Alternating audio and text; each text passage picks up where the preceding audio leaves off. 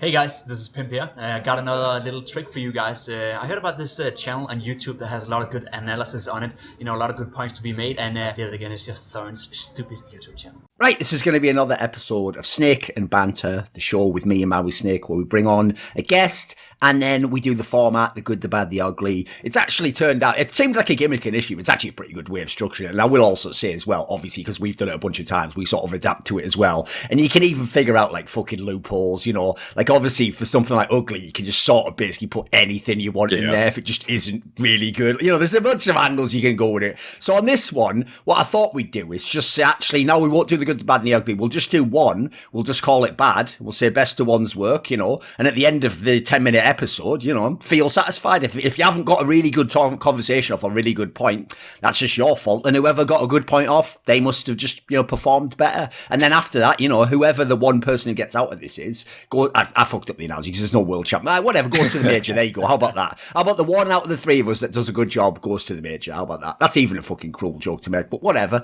Right, so let's... Our guest for this one, I know that's fucking a deep cut, isn't it? Right, our guest for this one is Pimp, and obviously he does BLAST. Actually, in theory, what is your current status? Because I know in theory you've done almost everything the last few years, but it's like that you've been mainly BLAST, and is that it mainly this year? Yeah. Oh, we play, of course, now. We play a little bit more, yeah. BLAST mainly. I've focused more on Danish television as well. That's right. I always forget about that. Yeah. Yeah. You always go and do the. Is it the TV2 one you do? The TV2, yeah. So we have rights for all the big tournaments. So I've been declining some of the bigger events and trying to focus, you know, a bit more 50-50 on both Danish and international stuff. So mainly BLAST we play for now, but it'll probably change. That's actually the one thing that sucks, believe it or not, about UK stuff is... For some reason, that is actually still not even a thing. Like even though, like obviously, like for example, like for the Super Bowl or something, you know, there'll always be like a British broadcast, which by the way, fucking sucks. Because what they do is they take one guy who is British and he definitely barely knows about American football. He's like, yeah, the Patriots. I think they're a favorite, you know, like, and then there's a guy who probably played in the NFL, but like his mum was born in Britain or something, and he was like some bum ass player, and he's like American. Like, yeah, no, this is totally what's happening. And then the whole time you are just watching, going like, nah, I wish I was just watching like whatever. Like ABC or whatever the American broadcast. I hate this so much. But I always thought, fair play, that there is like, you know, a local broadcast. People get to get gigs and stuff. If people don't know, both Sweden and Denmark, I know there's other regions now actually, like they've expanded, I think maybe Poland, Russia and stuff, but both Sweden and Denmark actually do real TV broadcasts. It's not like, you know, where like the Russians just use like the Starladder crew or something like that and they do like their own online with the eSport. They do like a real TV broadcast. But the thing is, Pimp basically gets to be like the expert guy who's the pro guy. Sometimes does Risk do the ones we use? Sometimes do you do a different one? He's a commentator, yeah, mainly. Right, okay. So yeah, so if people don't know, like these people haven't disappeared. They actually just went in a different area of the industry. Right, so let's get into this one. I will say, normally, Pimp, when people submit the topics, I always say, I'm the only one who gets to know all the topics, right, because I'm the host. And I have to sort through, right? The only downside of this show is sometimes, obviously, there'll be a slight overlap or you wonder like, that one clashes, like someone already got that one. But I will say for this one was probably the most ridiculous example because I think every single person, listen, some of us, almost on every single one was like some version of like, this is why the RMR sucks. Because even like the good ones were like, well, at least someone good fucking got out. Like, that's what I mean about how you can just skew it. So I will say, spoiler to anyone coming into this one, it's going to be some complaining, but also there are some, this is why Mauisnake did hit on a winner with the good angle. It's like fucking, I'm like fucking Kylo Ren or something. I have to be in some ways drawn to the light. Like I can't just stay in the darkness only Moses. Which, if this was counterpoints, maybe I would. Well, I'd have Moses there, wouldn't I? I'd have little Moses to be like, well, maybe it can't. He'd be like the end of the fucking movie, The Crow. Like it can't rain all the time, Thorin. Like, yeah, good point, Moses. Yeah, but fuck yourself. But anyway, right. So let's get into this. If everyone knows how it works, we start with the good. Which in this episode, that's actually even perfect time. Let's start with the good. You know, really put up your best energy, effort, and then we'll just descend into the dark and destroy everyone. So what we always do is we let the guest do his topic first, Pimp. So what was your topic? What was the good? What good are you thinking of at the moment in CS? I think the good thing I came up with was the discovery of a bit in Navi. Sure. A very good thing. Because I think Navi, for the longest period, it's been the most boring shit show of a team to follow. We discussed that before as well, Duncan. Always talking about simple, always talking about electronic. They never really could find any consistency. But it feels like ever since they got rid of Flamey and brought in Bit, and kind of gave him the time to mold into this lineup. Navi is looking like a complete different squad. I know they lost the final yesterday against Gambit, a game that didn't really matter too much for Navi, I feel. And coming into the major, they are the heavy favorites, and that's partly thanks to Bit, the way he's performing right now, the way he's conducting himself on the server, the way he's finding impact already in an already star-studded roster with Civil and Electronic. I think is very impressive and a very good thing for not only Counter-Strike, but of course for Navi as well. I'll even ask you to expand on that, though, because you specifically said the discovery of Bits, not just that Bits in the team. Like, that angle, I'm sure, is something interesting to you, right? Because obviously, the crazy thing about Bit is, it's not like, he was chilling in Fours or Virtus Pro or even a lower tier, like Entropy. He was, I've never heard of this guy before he came in an Navi, dude. And he's gone from 0 to the top. This is like, if you want an analogy, if people don't get it, this is like if when they threw Lockie into Astralis, he, 4 maps in was like an actual tier 1 AWP. Obviously it's supposed to take ages if you go to a team. So what do you think of the whole discovery angle? I think that's super cool. He came from Navi Junior, right? It's not a player that we've seen play in as you said, in Force or in any other, sub-tier rosters in the CS region. He's playing within the Navi Junior squad. He's getting apparently coached by Blade a little bit, getting sparring with some of the better players. And at some point they felt, okay, he's performing good enough for Navi Junior to give him a shot at the main team, mainly due to Flamey not performing well. So it's not a player that we could by any means procast or forecast would come into Navi and do as well as he's doing. And I think we've seen it before as well, where when you take a player from an academy team and you put him into the main roster, there's just some stuff lacking, when it comes to communication, when it comes to understanding and actually finding your place within a squad. And also one thing that people underestimate a lot, I would say, is that when you come in as a new player, you need to somewhat, make a stance within the team. You need to take a role upon you, and you need to require a bit of space. You need to require to be given responsibility in order to actually perform on the server. And most players will just come in and join as straight up bitches, to be completely honest, and just, I'm going to throw this flash for you. I'm going to throw this smoke for you. And at some point, it seems like Bit found the confidence to actually require space. He found the level as well, and of course on the server where Blade wanted to give him space, and Simple, we probably do know that it is one of the toughest players in the world to play with. He is expecting a lot from everyone, but I think Bit gained his respect relatively early in the process. You saw them play FPL constantly together. You saw them grind together, and it just seems like a very good fit. It seems like a player Simple is respecting, and whether you want to, whether we want to think that's a good thing or not, I think a team where Simple doesn't respect one of the players on the lineup is not going to work out for the future, but he seems to have found a player that he actually likes and a player that is grinding enough. So the discovery of Bit and the way he's been playing lately is something we couldn't forecast and something I'm very impressed by. Mauisnake? I would have thought that Bit would have taken a little bit longer, but even in really big series, he's actually performing very well. I'm surprised at Cologne that he did as well as he did also, because that was supposed to be, a LAN that's supposed to be where his nerves finally get the better of him, and he seemed pretty stone cold on that event. So I really can't speak too much on his I can't say did he develop from a totally worthless player or what, because frankly I didn't watch him on Navi Junior when he played on them. So I don't know if he was was he a diamond in the rough that was always ready for this or what? But either way, I mean, it's obviously exciting that Navi has a roster where you can say 4 of the players are going to output consistently, and then Boomich, even though he's not outputting in terms of kills, he's just providing so much information a lot of the time that he does a lot of stupid stuff. But I mean, if it helps out the other guys, that's fine. I will say for Bit though, one thing that I kind of liked more recently when I was watching him at Blast is that his secondary op is pretty legit. That's something that it adds another dimension to this team, because you never want Electronic to op. I don't really think Perfecto picks it up ever. They used to have Flamey do it when he was in the team as the secondary, if you remember. Yeah. So that works out. Yeah, he used to do it on B sometimes on Inferno. Yeah. And so that's something where you would probably you kind of wanted someone who could do that, and you want him to be better than Flamey in other regards. So this is actually, it's a great fit. And for Navi's sake, I mean, because of this, they're definitely in a prime position where they're the favorites to going into the upcoming major. So I think that's really cool. I mean, we'll see how the major turns out for them, though. But I mean, nothing bad to say about Bit, honestly.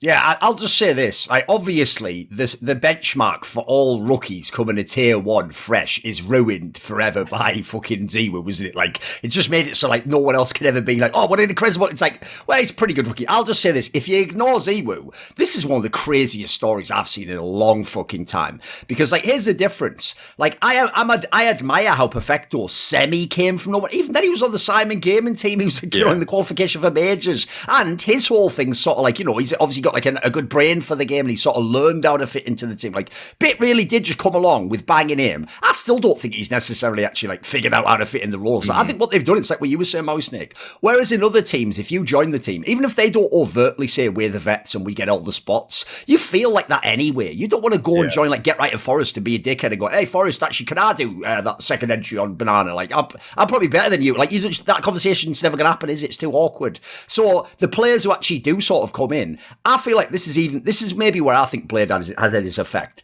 If I look how he plays now, it's like they've figured out where to give him his space in the game. Because I was noticing when I was watching this game the other day, mate, on CT side, right, he actually pushes quite a lot. Like, he'll always play pushed up on his position, and he always tries to take the first duel. But because of that, right, he has such bonkers aim, he hits the first kill actually quite often. And what it's meant is, see, then now Na'Vi has like a guaranteed aggression on CT side, on T side. Well, one of the things I used to hate in the Flamey days was Flamey had the skills to be an entry, but you could tell he didn't like it. Like, you'd tell it made him uncomfortable. He didn't like to run in first. And so I always thought the team actually was a bit disjointed like that, because you had too many players who were sort of like a bit baity, because some of them were just bad, unfortunately. So I think, first of all, he sort of slotted into the team in a really interesting way. Then you add in, like, the fragging doesn't even make sense. Like, I just pulled up the stats here, right? So over the last 3 months, he's played a good amount of maps, right?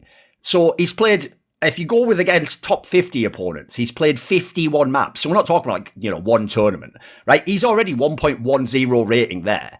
And his rating goes up when he plays against top 5, which is like, what? But that must mean the Gambits of the world, like, fucking up. Like, that's exactly the opposite of what a rookie does. A rookie's supposed to, in fact, tier 2 people do this all the time. It's why they won't always make it to tier 1. They bang everyone out in top 50, top 30, and then you just see that one where it's like top 5, and it's just like, they're 0.89 rating. It's like, yeah, understandably, mate, you played a different fucking game. So I'll say another thing as well is, like, the idea his skills have held up. I mean, whoever scouted this guy, fucking man alive. I don't know if you caught lightning in a bottle or you just have an amazing eye for the game, mate, because, like, this guy's deagle is unreal as well. Like, I even think, by the way, Na'Vi's a great example of a team that definitely doesn't buy correctly all the time. But if you have simple electronic and then this fucking guy buys as well, it's like, and by the way, even Perfecto has a half decent deagle. It's like, give me a break. And Boomich basically at this point is like fucking Russian Sanji or whatever, isn't it? He just mains fucking SMGs. So what's mad is, I even think they think they're buying correctly, but they just get away with it all the time. And then the last thing I'm going to say is this, right? Which is,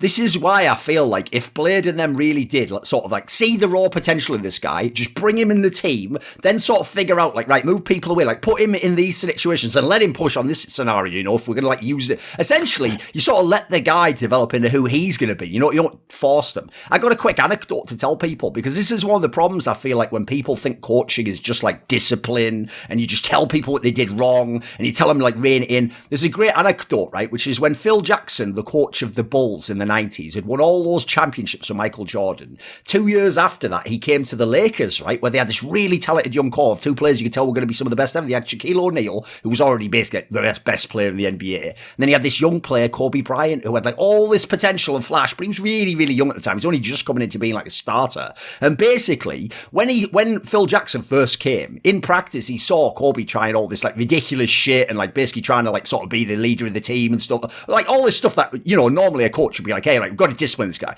And some assistant coach basically told him, like, oh, we should really, like, rein him in. You should really just tell him, like, don't ever go for moves like that. Like, that isn't your place on the team. And basically, Phil Jackson told him, like, no, I'll never do that. He goes, a player like that is like a wild Mustang. And it's like, you've got to, like, figure out a way to, like, mildly tame it. But he said, but if you ever break its spirit completely, it'll never be what it could. You'll never see, like, that flash, that, like, killer instinct, like the aggression. Because think about it, it's like if you just go and tell someone, don't do this, don't do that, don't do that, they're going to be, like, mentally trapped. There was actually a case in League of Legends that was mental like this. The team TSM, that famously in League of Legends, had some pretty bad coaches just because of the way the structure of the team was. They had an AD carry, right, who was way too aggressive, which is a role you're not supposed to just die for free in League of Legends, right? So they just told him, I'm not joking, don't ever use flash in the game, which is the ability that lets you jump, right? Well, as a result, you can imagine, now it went the other way. Now there'd be scenarios where he's never going to go in when you need him to win the game. So I actually think the way they've handled it at the moment, obviously it's still early. We're only really talking about 3 or 4 months for this guy being really good. But Listen, this is like a lesson to coaches that like don't always think, you know, I'm going to take this guy and chop off all the rough and I'm just going to slot him exactly where I want him to be. Maybe like this, maybe the guy actually can do it and you might want to move other people over. There might be another guy you can sort of say, you can take some shit over here, mate, because I'm so impressed. I have to say in general, by the way, I talk about this all the time, I'm quite impressed in general by the big coaches in the game now. It isn't just like Zonic, it's like, you know, you look at fucking Vitality, even some of the things Malik's done, you go across the board, some of these guys, they're not only like fixing teams, scouting, like it's so impressive to see. I feel like we've entered a new generation in Counter-Strike at this point in time. I agree. I fully agree. And I also do want to follow up with the point that when you look towards Bit, right, coming up from Na'Vi Junior and you look towards the current players within Na'Vi Junior, if there's one area right now where Na'Vi is dominating outside of Tier 1 Counter-Strike, it's also the whole talent pool leading up to it. Na'Vi is set for the future. They got a guy called Mauisnake on Na'Vi Junior right now that is ready to take over for Simple. And just to even say that out loud, right, let's pretend that Simple is going to stop in a couple of years. So let's pretend that Simple, you know, want to try something new in a couple of years. They have the guy who can go in and take his place and arguably do maybe as good a job as Simple, or at least close to it, which is absolutely absurd. Where was that in Astralis when Device left? There was no one, nowhere near that, you know, who could come in, step in and take that position. They have to scramble through all sorts of different talents. They ended up getting lucky, which is a bit of a gamble. He's doing fine now, but they don't have that set in stone right now. Same goes on for a player like Bit or a player like Electronic as well. Right now, Ankara, I don't know if you're watching any of the We Play Academy League, Thorin, but Ankara is a fantastic player as well. I think he's as good as Bit were in Na'Vi Junior. He can just step in as well in the future in a year or two. So this whole chain of talent is coming up within Na'Vi. So Na'Vi are not only set for now, they're one of the best teams now. They're the favorite to win the major. But I would even argue that if they continue down the path right now and they keep these youngsters contracted and they keep them motivated in Na'Vi Junior, they're set on track to be the best team in the world for the next 2 or 3 years because they have people who can take over from the stars like Electronic, like Simple for the future. And no one else within the Counter-Strike industry right now has that talent pool behind the main team. And I think that in itself is very impressive. Yeah, if people don't know, the Mauisnake guy basically looks like one of the most surefire locks to actually be good with. But basically, the joke is he's like the new Ziwu. Oh, is it annoying when people do that when the guy hasn't actually done any of the shit yet, but you just want to be the first one to say it? Yeah, that's weird how that works, Ziwu fans. Anyway, back to your fucking hovel. Right, okay, Maui, what was your... funny enough, it's a perfect segue. What was your topic for good? What was good recently? Yeah, my good is that the CIS teams that were favorites made it through. I feel like, I mean, everybody wants the major to just have simply the best 24 teams in the world to play on it, you know, with the exception of maybe a region or two that is underrepresented getting some love. But the CIS teams, I would say like the one that didn't make it that I kind of would have wanted would have been Forza, but everybody else is legitimately supposed to be there. And so it worked. Like, that's all I want to say. The RMR system for the CIS region worked. Like Na'Vi made it, Gambit made it, Spirit, and Tropic, you know, that's the one questionable one, but VP made it. And even though they've had a rough patch period, like they showed such greatness kind of earlier this year and at the end of 2020 that I wouldn't have wanted them in this major cycle to have not qualified. So I think that this is very fitting. And another thing is that I look at the NA RMR right now and it's like, it's not set yet. Like there could be upsets. It could go badly. Oh, massively. But I also say that the seeding is very good. I think the seeding makes sense because I think all the teams that I want to see go through are separated evenly. So if they don't make it, it's their fault in a way, like right now. But I mean, I think that for those two regions, this worked out. I'm not going to talk about EU yet, though. Yes, we definitely will there. Don't What do you think, Pimp, about the CIS? As he says, pretty much all the big names made it. It's good to see. I mean, that's what you want to see at a major. I agree. 4C would have been nice to see at the major as well. I think they have potential, but it's a bit hit or miss. They did fine at Pro League, but outside of that, they've been pretty much up and down for a long period. So maybe it's good to see Entropic coming in as well and bringing some new blood. I think CS as a region have had some history, you know, with teams who upset during the majors. We all remember the Sharks or whatever they were called back, Vegas Squadron, and all those guys. Like it was just like absurd what they actually would produce of level at the major. So to have a team like Entropic coming in together with the favorites, I think is a cool thing. You know, it of course would have been cool to see 4C, but I'm not against, you know, some new names coming into it and potentially upsetting some of the big dogs from Europe or NA for that matter. As for the system and the RMR system, we'll probably talk about it later. Yeah. Yes, I don't buy into the whole thing that the system is doing it for the teams. It's the teams doing it for themselves. So we can discuss that later. Yeah, by the way, I definitely agree, Mauisnake, because I actually, one of my points that was going to be my good point, I just changed it, was going to just specifically be Virtus Pro qualify for the major, because if people don't know, unfortunately, it's not even that Virtus Pro have actually been bad if you go look at the results. It's just that, no joke, there's always like a big game in a tournament. They beat loads of teams, then there's always a big game in a tournament that they fuck up and they come like 8th place. And so it looks terrible on Liquipedia, but if you go look into the results, the teams they're losing to and beating, they're still good. It's just that the problem, the team, as you'll have seen from the actual fucking coach saying there might be a roster move, basically, is they're sort of, if you think about how long rosters last, they've sort of come to the end of this lineup. They're going to have to like tweak it a little bit. They've still got some of the things that worked before. They're not quite as good. Like I will say, if they'd have missed the major, they do seem like they're on the like slight downward trend compared to where they were before. But the thing for me is, I look at the major and the top 10 is so weak, and we're going to have some teams that won't be going in like what's going on in the EU RMR right now. That like personally, I have VP as one of my dark horses for the tournament. Like I look how many of the players have played online, have experience, they have a very defined style. Like, I think that's an example of a team where some of the other teams, have people who barely ever played a tier 1 LAN. Like they could be a dark horse, if they hit the right prime. So which by the way shows how far we've come in 2 years, when it was actually fucking kind of bullshit watching them go to the final of the other major. But now it would actually be interesting. I mean, listen, the Kinder factor is obviously a big one. So to me, I wanted this team to make it through, and unfortunately, coming into this major, they were in such a precarious position that like it wasn't even that they had to like fucking come like the stupid thing is, it was one of those ones, Mauisnake, where they actually, I think there was a world where they like maybe, I don't know, maybe if you'd have won, you would have been guaranteed, but they could have come like top 4, but then if some other fucker makes it top 4 as well, then you just don't qualify, because obviously that's how the point system works. So I'm just glad they made it. Even on the angle you were saying about Forza, thing is, Forza themselves as a team only sort of came on strong recently, so it's not the end of the world they didn't make it. I'm not a hugest Ventropic fan, but I do want to see the Alien guy play on LAN for obvious reasons. So I think all in all, yeah, CIS one sort of just worked out. It's fine in the end, and also just as an added bonus, Akuba just literally left the whole fucking game. So that's sacrifice to the gods. We got the crops back again, boys. It's harvest season, and yeah, I think that's all pretty good. Right.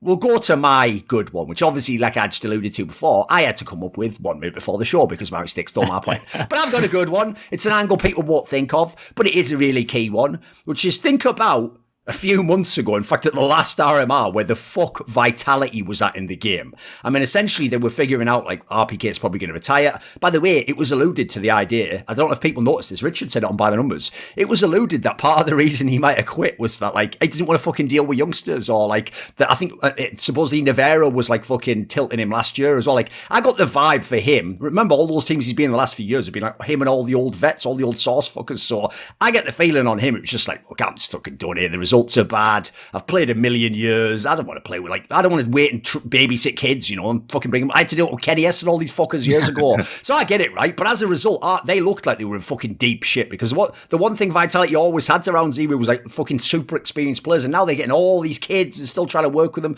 So I think the actual point I'm picking for my good one is Zero made it to the major, boys. There was actually a world, a real world, if you look how competitive EU is, where that might not have happened. And imagine what a tragedy that would be. Like, I already think it's bullshit that him and Simple basically just got robbed of prime land years during potentially the peak of their career when they were playing some of the best CS ever. So imagine for Zero, who, remember, unlike the other players, because of where his team was at and then some underperformance at Berlin, he's actually never had a deep run at a major. He's only made the top 8 once, and they got banged out by the aforementioned Vanguard, now Virtus Pro. So you have to have the great players be at these lands, because we have to give him his chance. We have to see if he's going to be good. We have to see what he can do. And also, let's be real, Vitality actually probably has a dark horse chance himself at this major. Like, this could be really good. So anytime you're a super, super great player like that, even if you're in a bad team, in his case, he's in a good team, I've got to see you at the major. Like, I cannot miss that. That would be a real tragedy if Zero hadn't made it. What do you think, Pimp?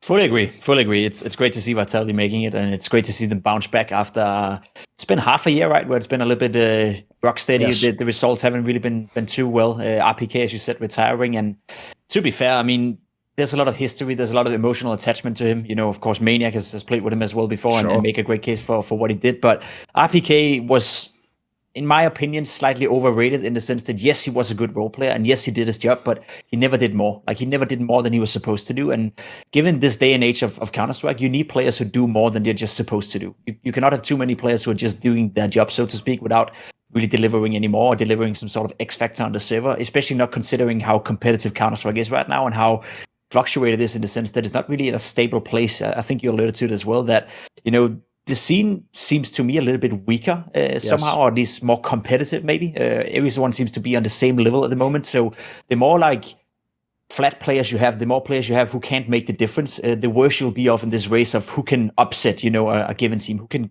make the long run at a major, who can make the long run at a Cologne, etc. So I respect RPK for everything he's done. He was my favorite player in Counter-Strike Source, no doubt. He was also my favorite player in the beginning of CSGO when he was arguably one of the best in the world. It's pretty good stuff. Yeah, he was insane. Like people, you should try practice against him. It was not even funny. He was way better in practice than he ever got to show in the official games. And then unfortunately he ended his career for a year or two dealing with cards, and then came back and was still decent. So I respect that, but for Vitality, I think it was a good move. I think it was the right moment as well for them to start to rebuild it. It also speaks into what I think about the French scene in general. Like we can speak a lot about that. How it is the old guys club. We see RPK being reshuffled around all the time. Shocks, it's the same old CS boys. Sorry for the longest period. When they're motivated, when the French scene and the players in the French scene are motivated, they can be some of the best in the world. Sure. When they're not motivated, they will suck. It's as simple as that. I think Kenny is the prime example of that. I still think Kenny to this day can be the best player in the world. I guarantee he could. Yeah, that's the thing, right? He could be guaranteed one of the best AWP players in the world. If he wants to be, he has the talent to do it. He's shown before he can do it. Yes. He's shown before that he can go into a downward spiral and then fight back. But if you don't have that motivation, if you don't want to put in the hours, well, he won't beat. And I think that goes along for the entirety of the French scene, that when they are motivated, when they work, when they boot camp, when they actually put in an effort, like everyone else is doing, they have some of the most skill out there in the world, and they have one of the best understandings of the game as well. So at this point, I'm just getting to a point with the French scene that if you want to win, you can. If you don't want to win, and if you're not winning, that's because you don't want it bad enough. And that may sound a bit cruel, but that's sort of how I see the French scene and the French players at the moment. I also will agree with you, Thorin. I do have Vitality as my dark horse for the major as well. I think they can go a long way if they prepare properly. I appreciate the fucking bold take. Like, listen, RPK's only just retired, and everyone else is like, "That's so long, Captain, my Captain." Like, fucking salute. Like, Pimp's just like, I just thought he was a bit overrated in CSGO. Actually, listen, by the way, it's a totally legit opinion. Like, I actually sort of agree, but I'm just saying, the timing. Like, fair play. Okay, Mauisnake, what do you think? Yeah, I mean, the thing is that I kind of want to pick up on the point that the French have a good understanding of the game, in that it's actually kind of a testament to how good Xtaz and Apex are doing in terms of leading the team, because Kyojin is still pretty bad. Like, sure. Legitimately, he's not very good at the game, and like the fact that they're finding ways to go deep into a few tournaments to come in the finals at EPL, and this is with Kyojin putting up just red ratings for his entire time on on Vitality, and like it's so frustrating to watch him play, because he does make the same mistakes that he made months ago. Like, it's not even like I'm seeing progress in terms of, oh, he's holding the bomb site smarter now or better now. It's like, no, he just threw a one-way for the tees that he got entried on because he just didn't know how to throw a grenade properly. It's like, yo, this would be the worst thing I would ever watch. Like, when I watch them closely and watch him closely, I'm just like, how is Apex not just ripping his hair out? And I guess in the cams we are seeing him just like yelling a lot and screaming. So maybe he is, but I'm also like, good for you to actually like stick it out and not just leave like RPK. For Vitality though, on top of that, I feel like their progression, like they're not peaking, but they're definitely like ramping up for the major in such a way that I think a top 8 finish is actually probable. I would actually put it as probable. I wouldn't say it's like likely, like very likely or anything like that. It's just like I would probably put it at like 55% right now. All right. Like just yeah. So I think that it doesn't seem like they're gonna pull off any crazy upsets though. Like I don't see them beating Gambit or Navi or even like an NIP kind of team. I just think that like they're definitely good enough that they don't drop too many games to teams that I don't think they should be losing to. That's just definitely where they are for me. If I may give a follow-up point on the conversation, it's like you could probably find great examples from real sports here as well, Duncan. You look at a guy like Shocks, right? We know that he's nearing the end of his career, right? And we see the energy he's playing with right now. You see him every time he's in an interview. He's overhyped. He's happy. It seems like he's refound the joy of playing Counter-Strike all of a sudden. I suspect a little bit that given we've had such a long break with the majors, given we had such a long break, with going to lane, some of these old guys, they're also realizing that, okay, we're getting into the fall of my career, right? This major may be one of the last times we're going to see Shocks at full force, True. Right? You can only pick yourself up that many times. You can only refine that, excitement for the game X amount of times. You can't do that every single tournament you're playing. You can't do that for every single IM Cologne you're even playing at this point if you're shocked because you tried it all. So I think if he's coming into this major with that full energy that I sense right now around him, when you hear him speak, when you hear him getting interviewed, he seems so happy. He seems so energized. He seems so re-innovated somehow. I think that's one of the cases where you see these star players who's been in the game for a long, long while. They realize, okay, I may have one, maybe two more shots at a major. I'm going to give it my absolute all now and going to put in 100% of an effort and see how it takes me. And if that's the case with a guy like Shox, surrounded by guys like Saivu and Apex for that matter as well, you know how good Vitality can be. And I think that's what I'm sensing a little bit here from Shox, that he's realizing that, okay, he may have one, maybe two majors where he can peak again, and he's giving it all right now. And if that's the case, then Vitality is definitely one of the teams that you have to look out for at the major. Yeah, I'll counter Mauisnake's take a little bit, because here's the thing. I agree in general. Like, I don't think they're like a super strong. Like, for example, it's not like the Veto wins them the game, or you know that they're going to beat like a top team. It's actually a bit debatable at the moment. But obviously on land, they're going to have the Ziwu factor that can win you games right there. And then the other factor, like I think again that people are overlooking, is it turned out in this team you never did need Shox to be a star player. But I tell you what, even online he does win a million fucking clutches still. And on land that literally goes up in value. That inflates like a motherfucker. When the other guys are nervous, that's when Shox is just going to be winning 1v2, 1v3. And I will say the obvious downside is nobody can know how Masuta and Kyojin will play. I mean, Kyojin particularly, he could absolutely collapse. You cannot know that. So I think there's factors in both directions that can drag them up or down, you know. I want to just like pick up on one specific also about Vitality, is that I think their map pool, like Nuke is just such a bad map for it's like a hole for them. Like they basically have to either put together like 10 rounds on T side or they have no chance at winning because Kyojin is legitimately just so bad at holding A. It's like in pro top tier CS, I rarely see a bomb site that's just targeted so heavily. And every time I watch a Vitality game, I'm like, all right, if Kyojin gets like one kill, I'm going to be pleasantly surprised here. And like that's how every team is game plan against them. So I would just put this out there for Vitality. Like I would say on their CT side, they should literally just play randomly, like spot, like put people in random spots sometimes, because they're literally putting up like 4 rounds on a CT half frequently. Yes. So like if you just play a little more random, like maybe you get 6 and then you don't have to call the best T side I've ever seen. So by the way, that's the reason I also say, because people think I'm like overhyping the fact that Simple goes wherever he wants on Nuke CT side. It's like whoever your favourite player is ain't doing that. Because, by the way, nobody wants to do that. Like, you could say, well, just put Ziwu in his spot position. Maybe Ziwu doesn't fucking like that position. Maybe he has never played it before. You know what I mean? Like, that you have to understand that's some alien shit. No one else can do that. Like, I don't even know how Simple does it myself, and I watch the demos. Like, this doesn't make sense, mate. So, also, by the way, obviously, Apex himself did that interview where he said Kyojin is bad. Now, listen. Yeah. Obviously, initially, I have to shade in that in theory, you know, he's speaking in English. He's got scoffed English, you know, maybe. But I also do think part of that was like that meme of like he said the quiet part out loud. Like, I think that's sort of like,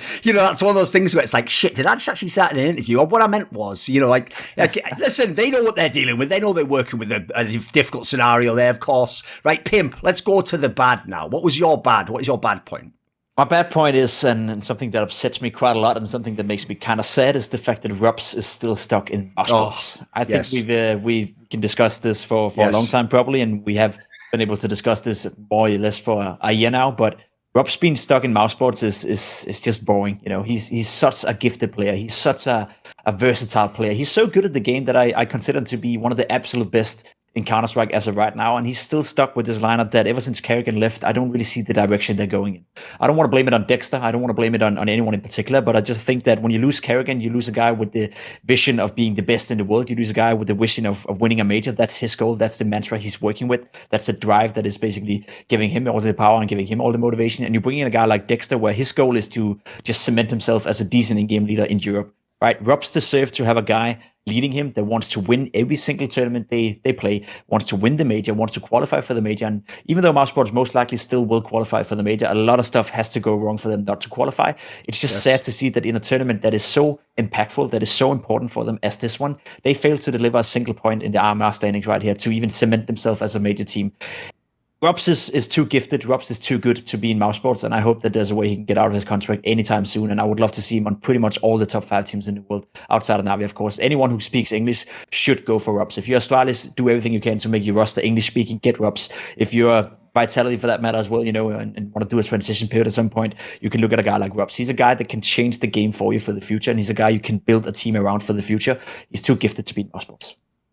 I'm not going to say we all told you so, but after that Mousesports win at Flashpoint, we all were like, I don't know if that's replicable. Like the style that they played was not that good. It was just defaults and then just reading the game live and just having great game sense and people overperforming in every single situation. Like, yeah, this Mousesports team doesn't seem to, like, when you say it doesn't have direction, I feel like when I watch their rounds, that's what it looks like a lot of the time. There's like a very like loose play at the beginning of the round, and then they just kind of like meander and try to put something together. It's always just like, it feels like they just haven't gone over stuff. Like they haven't, it's still like, 6 months into this roster, I still feel like, what was the plan on this round? Like if I'm questioning that, then something's going wrong. And I think then we also have to talk about Acor. Just like this guy he sold us on like fool's gold so badly. Absolutely. Yeah, he sold us so badly on just like his like, oh, it looks good when he's playing the game, but then like I've never seen a tier 1 opper take less shots in rounds than this guy. Like I seriously I've watched a few of his demos back recently. And like the way he plays Inferno, he'll get like one shot off and then he'll like be face to face with 3Ts the next time he takes a shot. It's like you need to find, he's like the worst opper at picking his spots I've seen ever, like in terms of tier 1. Like it's just like, oh, he decides like to take a risk one time. Nope, there's 3Ts right there. Like it's just I don't know. Like I don't actually know what he needs to do. Maybe just like fundamentally just think to himself, if I want to do this right now, let me not do this and do something I want to like completely different. Dude, the thing I wondered about, because obviously this is a topic I've thought about when I watched them, is I have to say what people actually are underrating, I think, about his career is, remember Dexter was like a fragging IGL in a bloody Australian scene where he was the star and probably called around himself, I'm guessing. This guy played when he was good with Hunden and then fucking Asilian. Those guys aren't a joke. Even after that, like he had the Huxley guy, whatever. Like these are all like people who understand IGL in the game. So the problem with that is it's why young stars are always hard to judge. You don't know if someone's putting them in the position to succeed or telling them to go for that play or telling them the back. You can never know that stuff. Like we assign it to the player because we see him do it, but who the fuck knows where? So in that scenario, I'd imagine Dexter's more sort of like, yeah, you're the opper, just go do it, mate. Yeah, just go take that pick. Like you're going to know how to do it yourself. Yeah, but I agree. Anyway, back on the main topic though, the Rops angle. The fact he's stuck in the team, hit that a bit harder maybe. Like, what do you think about you sort of like quickly went over to the other aspect of the team. Pimp basically said sort of every top team come and get him. I mean, he even said in his trials, like, just go speak English, get this guy in. Like, I agree, by the way, it's better than getting any fucking tier 2 or tier 3 Danish player. Like, it just would be, wouldn't it? So do you think similarly? I would definitely like want to see a team like Fnatic put Rops in at this point. I think that would just elevate them so instantly. Any team that's not in the top 15 or so, I think there's a case. And even teams that are in the top 15, there's still a case. Like OG, for example. Like that's like I think one of the perfect rosters for him, because I don't really always love some of the spots Valde has to play, but he just kind of does. But like Rops would just do it and make it a star position all of a sudden on his own merit. And Valde then could play stuff that I think he's better at playing. And then you could probably slot out, like, I mean, I would probably just have to say like Nico, take Nico out of the team, put Rops in, and everything just gets a lot better very quickly. So that's one option. For other teams that are in the top, I think the most obvious one that everybody wants to see this happen is him to FaZe, like just him for Olaf. Like, dude, I think even he does behind the scene. Without speaking out of school, I think that was one where if everyone could have just done the deal, it's just the problem was no one wanted to pay $1.5 million or whatever. Exactly. I think that's the biggest problem, right? Because when you sit out there, Maui, it's not that I disagree. It's just when you say Rops to Fnatic, that'll be a crime to Rops as well. Fnatic is nowhere near in a position that's going to be justified for Rops and his skill set. Rops to OG, sure, he's going to go in, he's going to elevate that team, but OG is mediocre all the way through. They can be a top 6, top 7 team. Maybe they can win occasionally one of the smaller tournaments. Even with Rops, I don't think they have the potential right now to be one of the best in the world. So there's not a lot of options for him, right, outside of Mousesports. And I think that's also part of the reason why he is stuck. Obviously, contractual stuff as well. I'm pretty certain can't remember if Carrigan said it in an interview or he said it behind the scenes, but I think it's a common secret that he would have loved Robs to come with him in the FaZe Clan. I just don't think it was possible to the contractual situation he was having. And I agree, the only place I could see him go that could elevate the team to be potentially a world beater would be FaZe Clan. I would even say that, yes, for Olofmaster, it would make sense. Imagine a team where Robs comes in and Sipnik comes in instead of Rain and Olofmaster, and all of a sudden you had something that is really cooking. You got a team that potentially can win the majors, potentially can win the biggest tournaments in the world. But that's the problem for Robs right now. I think he also realized that Mouse Sports, they aren't as bad as we make them. They aren't as bad as they just showed us right here. They're not a top team. They're not going to win the major. They're not going to go in top 4 of the major. I don't believe that at all. But is OG really a better alternative? Is Complexity even a better alternative? I don't think it is. So for Robs, he's kind of stuck in a hard position right now. Unless FaZe somehow find a way to get him out of his contract, or unless he can wait it out, then there's not really a lot of places Robs can go right now, because I don't think it's realistic that Astralis will go for an English-speaking roster anytime soon. And that's the problem. He's hard stuck in Mouse Sports, and some of it is not even his own fault. There's just nowhere else he can go that actually would be justified and considered a good enough team for him to go to and make that move that it would be leaving Mouse Sports. Yeah, I actually think you're making a good point there, Pimp, because basically, look, if we're talking about teams that should want him, I agree with every name on the list so far. Like fucking go down the list, G2, FaZe, Complexity, OG, Fnatic, basically anyone who speaks English and just plays the game like that. Like, this guy is better than whoever you have now or whoever your worst player is. Goes up to, the problem is, I thought Pimp's angle, which is a good angle, is if you go from the ROPS side, though, it's like, it's time for me to win, mate. Like, I've done the hard yards. Look how long I've been in this team when it was bad, when obviously we had the online era, and now this lineup that just isn't good enough to win. So I do think, put it this way, no one, again, this is why the great players sort of ruin the standards. No one can really be like Nico Sports, like, because Nico was so absurdly good, and that was sort of like the year one of him being at true tier 1. But if you ignore that, Robs is fucking unbelievable for how good he is in this team. Like, yeah, again, this is a guy that does carry the team all the time. On the Flashpoint 3 angle, I'll even give you the stats, Mauisnake. Imagine fans watching this and going, yeah, that'll last. So all you need to know is, right, Frozen had a 1.35 rating for the tournament. By the way, that's like, fucking simple, right? Robs himself had a 1.30, and are you ready? Dexter had a 1.18, that'll last. And Acor had 1.12. Bymass had 1.10. Do you understand these numbers, boys? Like, we'll take 2 people with the worst fucking ratings there, and you could potentially win that tournament. Like, that is, like, by definition, the least replicable tournament performance by an underdog probably ever in the history of fucking CSGO. That is ridiculous. Like, that was never going to hold up. And all you had to do, they could have played everything the same way. Just tune the numbers down to where they would be, and obviously you're not going to get the same results, are you? So I thought people, they were just, like, in CSGO, in League of Legends rather, that's just called like fucking hopium, where you just huffing on the belief that could be, it could never have been real. Come on, guys. Like, every number except Rops is basically is totally implausible. Like, even Frozen's not going to do 1.35 every fucking tournament. Like, otherwise, guess what? We wouldn't be having this discussion right now, would we? We'd be going the other way, going, actually, I don't know, Pimp, if he needs to leave the team, his IGL's putting up 1.8 numbers, and if he's got a player that has the same average as Simple over every single tournament, like, it'd be be the other way around, wouldn't it? We would just get trying to say Carrigan should join Mouse Sports, actually. Like, it would be the other way around. So, yeah, it goes without saying. I sort of hate it when... there's two ways I go with this. On the one hand, because I actually realised I have to be fair and say this. On the one hand, I love it when the great players get trapped in a team. Like, I tell you what, Simple last year, there's a reason why he had to go supernova every game. Like, if he was playing Vitality, he just went for every shot, didn't he? He just goes, fuck it. Like, if I don't no-scope everyone, we lose the game. Listen, that's amazing to watch. Obviously, though, for their career, it's tragic. You know, you just think to yourself, like, Simple's going to be the best example ever. It's like, mate, you take, like, you know, his worst 50 fucking tournament performances, and that just wins MVP and the tournament in a normal team. You just think, fuck, what could you have won? So with Rops, my problem is this.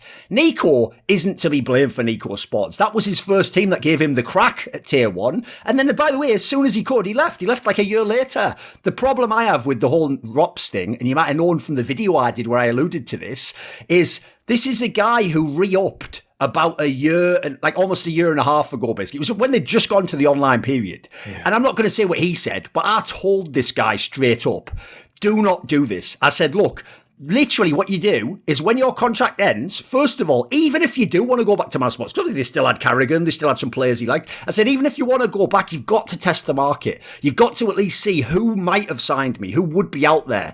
And by the way, even just establish those relationships. And I said, if you want to go to Mouse Sports, just come back again. You might, even if you're really cynical, get a little bit extra money out of them. Maybe they see that people want you. But the problem is, he sort of did that classic thing where the vibe I got was like, but I like this team and I like this fit. And it's like, mate, Counter-Strike doesn't last 10 years like that. You don't stay with the same people no matter how cool they are. Like, as you see, it just got taken apart piece by piece. Carrigan left.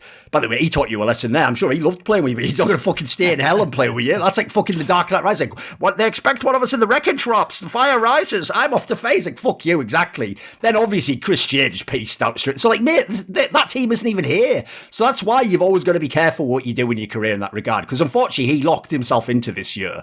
And then on top of it, like, you can't turn to your org, Mousesports, and go, how can you ask for so much buyout? Because we just fucking reinvested in you in a top salary and everything, mate. Like, we're either paying to win the tournament there, or we have to sell you for a lot of money. Like, we're not going to sell you for cheap. We're Mousesports, dude. That's our whole business.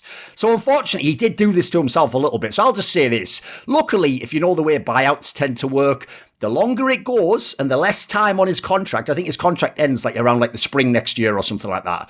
The longer that it goes, and when it gets to like, luckily around the major, we'll be talking like 6 months, 5 months, which is exactly when people are going to want to buy. That's when you can get that price down. That's when it isn't $1.5 million anymore. The $1.5 million is, do you want to buy this brand new Lamborghini right now? And I actually just bought it myself. That's when it's like, I could sell you it. Yeah, you know what? Actually, if you give me $1 million, that's starting to look good. I could buy like 2 or 3 pieces with that. Like, you know what I mean? That's when it'll make sense for both parties. So I do believe this will be resolved in about the spring or so of next year. Maybe even right after the major, if someone gets a big balls move like Pimp says. Maybe FaZe does the old move that they did in 2017, where they had a really good lineup, they failed the major, and then they were like, you know what, fuck this, bring in Guardian and Olafmeister. And everyone in the whole scene was like, what? You're allowed to do it? Is this Football Manager? Like, it was dude, that was one of the craziest moves. When I even saw it, I was like, this has to be exaggerated. There's no way this move's happening. And they just did, didn't they? So there's a world in which maybe if they believe in the team, but obviously I don't think they're making the major, it's like take a miracle at this point in time. Yeah, there's a world they could do that move, so I certainly hope for it. Right, Mauisnake, what was your bad one? Obviously bad. I think people can guess where this one's going. What's bad at the moment in the world, Mauisnake? What don't you like at the moment? I'm not. I talked to Pimp about this a little bit, but it's just these tiebreakers are so. I hate the tiebreakers. Actually, I really like the tiebreaker. So for people that are maybe not watching IM Fall, it's basically the way they're handling it as opposed to Pro League, which is Pro League was on one side where they just did like map differential, which was trash, and then now they're doing these like BO1 overtime rules, MR3 tiebreakers, and I'm just like don't people hate the point of a football like soccer game where it the time runs out, use all the extra time, and then you have to do a penalty shootout? Like, this is like, that's not the game. Like, it's just not the game anymore. And I will say it could be better if it were not 10K start money, actually. Like, if it were actually like a better start money, this would be better, because you can see a team lose 2 CT rounds and then the third one they just lose. Like, it's just like, why? It's just so bad. It's just so bad in so many different ways. In like the way they're handling it. And this is again like why this RMR like makes no sense. Like, if I'm not mistaken, ESL came up with this format because like at Flashpoint 3, like Monty came up with the format for the double elim bracket. Yes. And like that, and it was great. I thought it was really good. They made every match exciting. Maybe you don't care about the placement games, but some people do. So, but like, I don't understand why ESL had to use their like round robin format again to do this. Like, I actually like in a way don't even mind the BO1 part of it. I just am saying like this round robin shit is just, it's just so bad because it's just inaccessible as a viewer. Like, I'm just going to be honest. I don't read all of Striker's fucking notes. Like, I'm not going to like, you shouldn't have to. You just watch the tournament, surely. Yeah, I shouldn't have to care about these like little like this scenario and this scenario. And like, let me just do like calculus to find out is Mouth going to make it to the major. What do you think, Pimp? Obviously, listen, that is one of the most wide open-ended topics. You could go a million angles. So just basically, just go off about whatever you don't like. Well, I do some way like the tiebreakers. Actually, I slightly disagree. I think I've grown up watching a lot of football, and I keep my Counter-Strike standard and my fan experience as a Counter-Strike viewer up to the football standard. And we are so much catered to as a community, as an audience, compared to some of the bigger sports out there. Give me a great example right here. The World Cup in football. We're talking a tournament that is, I don't know, 1 million times bigger than a CSGO major in terms of revenue, in terms of money involved, in terms of everything. in the World Cup of football, you have groups, you have round robin groups as well. It's all the same shit, yeah. It's all the same shit, but even worse so, right? You have a system where the best placing third place in each group potentially can't go through, right? Yes. And you're not being held up together, like you're just being held up against third place in other groups that you have no way of interfering with, right? That could be the way in an easy group, that could be that they have one easy opponent, so they'll just win that game big time, and all of a sudden they qualify for the playoff. That is bad, for the competitive integrity, even in football, that is bad, but that's how it's been for a long, long time, because there's a lot of interest in terms of revenue and a lot of interest in terms of commercialing. In Counter-Strike, I think we've been very hands-on. I think you, Duncan, and if I'm not mistaken, Lopez as well, back in the day, you advocated a lot for this GSL format, for best of threes, etc., and you actually got some changes made for the better, I would agree, but in general, we've been very much catered to as a community, and we are very spoiled with how much we actually have a say in the formats out there and how much we've actually been able to change, that we've gotten to a point when even we changed slightly stuff that is nowhere near, the real life sports like football or like handball or whatever the fuck you watch out there in terms of competitive integrity, we start to complain and we start to moan a lot. I agree that it's not optimal for the competitive integrity, and there's probably formats, again, I'm not an expert and I don't know the time frames, I don't know all the specifics that they had to act in. There's definitely some frames, that we probably don't know about, but it's not as bad as people make it. I think a tiebreaker is a fine way to decide a game. I think penalty shootouts in football is those moments where you as a fan, if you're an Astralis fan or if you're a Chelsea fan or a Liverpool fan, that's where you're on the edge of your seat. You don't get a much more out-of-the-body experience as a fan in terms of entertainment. And I tend to take the perspective from the fans a lot in this case, because yes, I agree from a competitive standpoint and from a Counter-Strike lover, I would love to see the game not being played out in overtime, especially not with 10K, as you said, Maui. That's ridiculous. It at the very least should be 16K. But from a fan perspective, in terms of engagement, in terms of excitement, I bet you none of the fans out there have been more excited watching this RMR major than any of the other ones. They are so much into it because it's so exciting with these tiebreakers. Heroic, the Danish scene yesterday, they played the tiebreakers. Could they make a third place? Could they go into that playoff bracket, or could they make the second place? Like, people were up here right now. The engagement was so high that I've never seen Twitter blow off more in Denmark, just because they were in this whole tiebreaker scenario. So from the fan perspective, it's nice. From the competitive integrity for the teams, the players themselves, of course not optimal, but we have to make a trade-off sometimes. And honestly speaking, the last 5 years, it feels like we've just been given and given and given, and we are not willing to give up anything. And I kind of dislike that mentality. We're getting a little bit too spoiled and we don't even realize it. Okay, I'll bring up one thing where the tiebreakers is just what happened in the CIS RMR with K23, where they were supposed to lose because of this format. If it's a double elim bracket, you will never be incentivized to lose. But K23 actually should have lost. I don't know. I mean, I'm not saying they threw, but they should have lost that game against Inde Ray on purpose, so that Inde Ray's points could have gone above, or like they could have outplaced VP. Like, that's why the format is bad, because it can lead to situations where a team is actually supposed to throw. In a double limb bracket, you are always playing to win because you will always get linearly like more points, and your opponents will get less points if you win more. So that's more so a problem with the whole point system, I feel. And in the context, this format, in the context of the point system, the RMRs are being run with, especially going back, to the last major qualifier, et cetera, it makes these conflicts happen. Not necessarily the format itself. I don't think the tiebreaker itself is necessarily a problem. It's more that the tiebreakers are being used in a format that then creates the problem in context. But I do agree with that one. It should never be the case that a team should lose on purpose in order to give themselves a better chance of winning. That's a no-brainer. Right, I've got a whole bunch we can go off here. First of all, I'll just say it is quaint, isn't it, Mauisnake, when they just reference shit in their countries that just don't exist for wrestling. Like, I don't know if you know, right, in Finland they have a game called floorball, where it's like this sort of hollow ball, like, sort of like hockey, episode. Then in fucking Denmark they think like handballs or everything. You have to understand, I'm British, Pimp, so the only handball player I know is Maradona. That's fucking straight fire. Deep cut back to the fucking 80s on that one, but okay. Then I've got to go like this, right? So first of all, I'll just say this, I have a bunch of points on this one.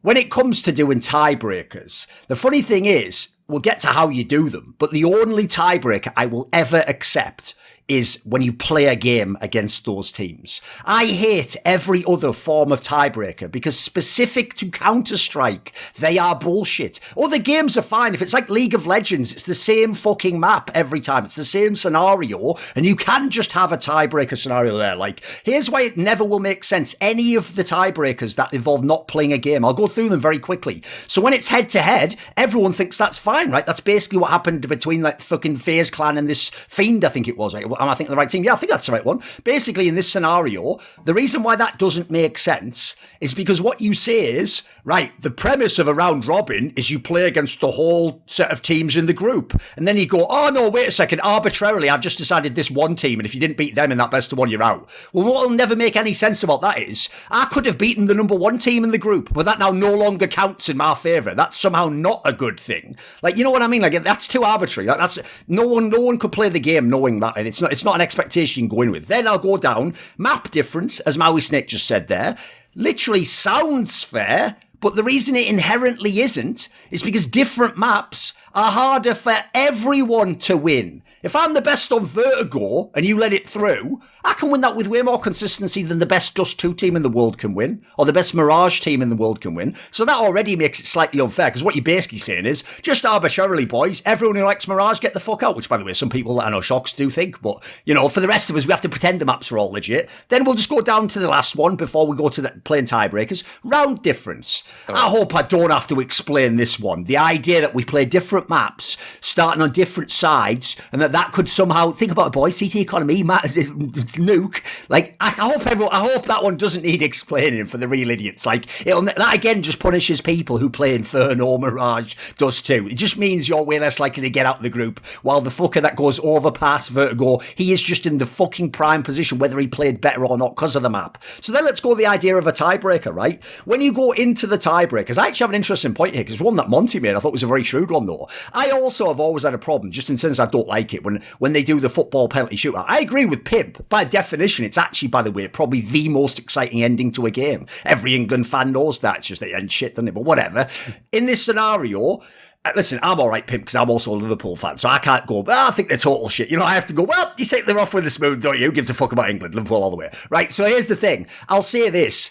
I do agree that I do think it's a flawed concept for, like, actually showing who was the better football team. Obviously, it has fuck all to do with football. I've always thought, and this is just a spitball idea, because obviously FIFA doesn't watch this podcast, I've always thought what they actually should do is what they've actually threatened to do in ice hockey a lot, but they just never did it. The idea in ice hockey would be, because they have, like, loads of, like, overtimes that keep going, the idea they had was, if you get through the extra time and it's still 0-0, each team has to take one player off. Because the idea is everyone's tired, it makes the pitch longer, there's one less person, so you can't play like 10 men behind the ball. Or, you know what I mean? Like, it just means it's so much more likely someone's going to score. And it's closer to the actual sport than just going, right, everyone kick this thing and see if the guy can fucking shake his legs and make you fuck it up at the last second. You know what I mean? So this is where I'm going to go into Monty's angle. When you do play a tiebreaker, I know the most debated topic ever is the start money. Because on the one hand, right, if you give them 16k start money and it's MR3, they can just buy double AWP and they can buy every single round. They're never punished.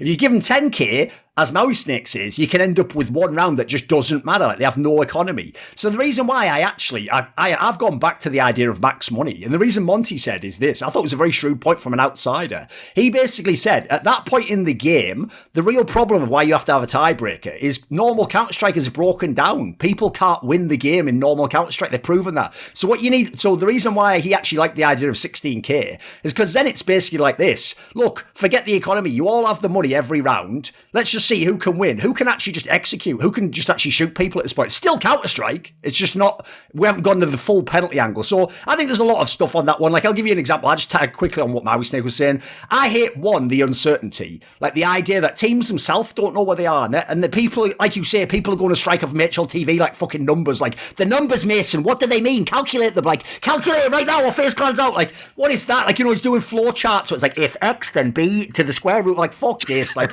again, what I love about normal formats, GSL, brackets, everything, is you know at every point in time it goes like this. All right, dumb fuck, just win this next game. Like, you always know when you lost the game, you're out. If you keep winning, you're still in the tournament. Even the most knuckle-dragging motherfucker of all time. There's been a few great players that were morons, if you don't know. They know, just shooty in the crosshair and I win the game. I don't want that guy going like, but if I have 14 rounds, like, you know, like, no one should do that. And then I'll throw in one last thing along with that. Because not only does it suck that players have all this uncertainty, but this is the worst thing. And everyone missed this, dude.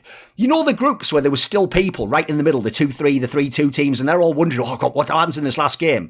I saw there was a game going on where people, I think, needed Fnatic to potentially win the game. Fnatic's been out of the tournament from the fucking beginning. So you mean my tournament life, my life, isn't on me winning the next game. I have to hope that a bunch of players who are mega down and haven't been that good anyway, they have to get their shit together and play the game of their life like the fucking Miracle on Ice. And I have to just message Alex like, please win the game, play. You know when they start doing that on Twitter, when people start going like, haha, I am a Fnatic fan today. It's like, this is so pathetic. Like, I hate everything about this. Like, so basically, yeah, there's a load we can go into there. Anyone got any follow-ups on those, or you want to push back on anything?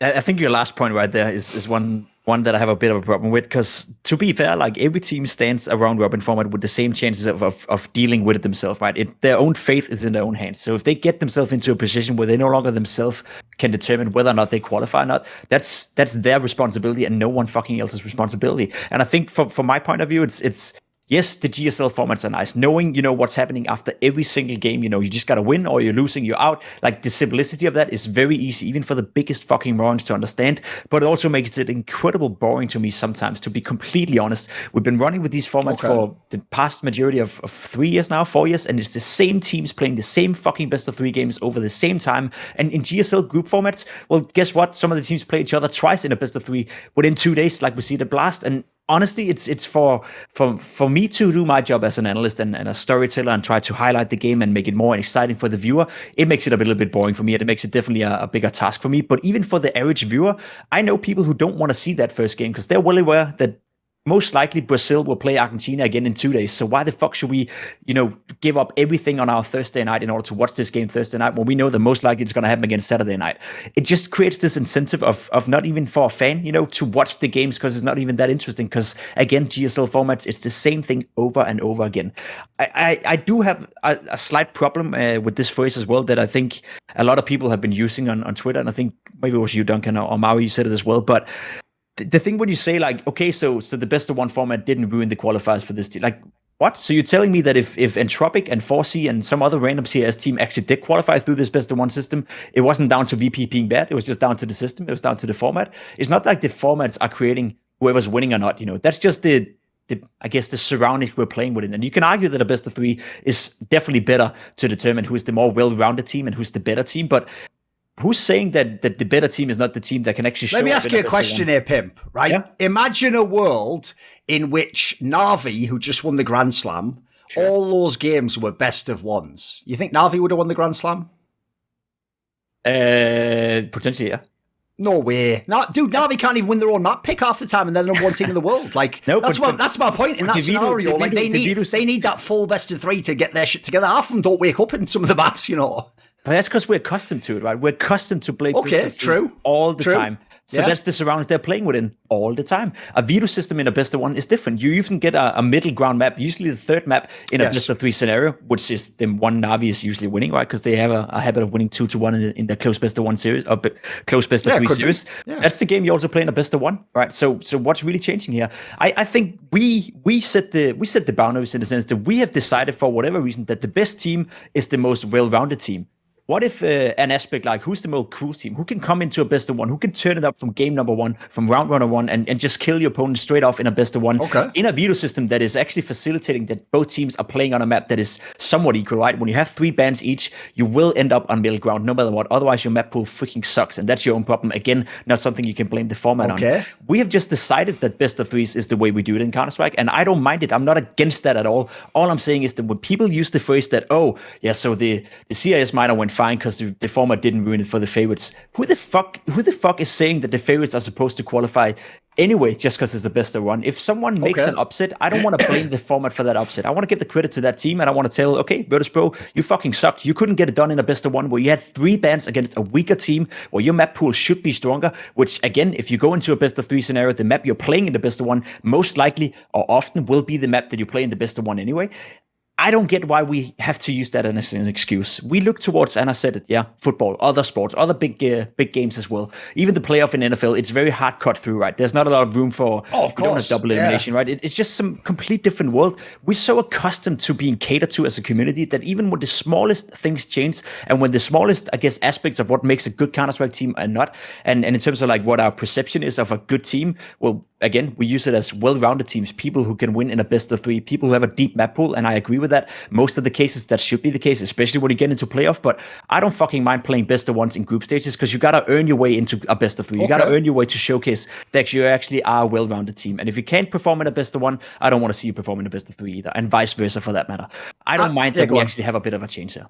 I'm just going to quickly push back on one thing, just because I want just the fans to get a rounded perspective. I do want them to be well-rounded still, Pimp. Here's the only thing I'll say. It's not actually totally accurate that you will play what would have been the third map in a best of three, in a best of one. Because in this best of one format, you veto everything until there's one map left. So that actually, by definition, means teams with terrible map pools can actually get a half-decent map for themselves that they will never get in a best of three. In a best of three, if you are OG, spoiler if you still don't know this, the reason OG will never win a tournament is because they can't play, in theory, two maps. So since they can't play two maps, anyone who plays Ancient could pick that against them. If they ever tried to ban Ancient, everyone would pick Vertigo against them. And they, as a result, actually earn deep shit at map one of the best of three and could lose 2-0. In a best of one, they'll just ban both those maps and a third map, and you can ban other stuff, but at the end of the day, you can't not make them ban it, which is what a Punish does. A Punish says, I'm going to bring this forwards in the rotation. I might gamble, I'm not even good on it, but I'm saying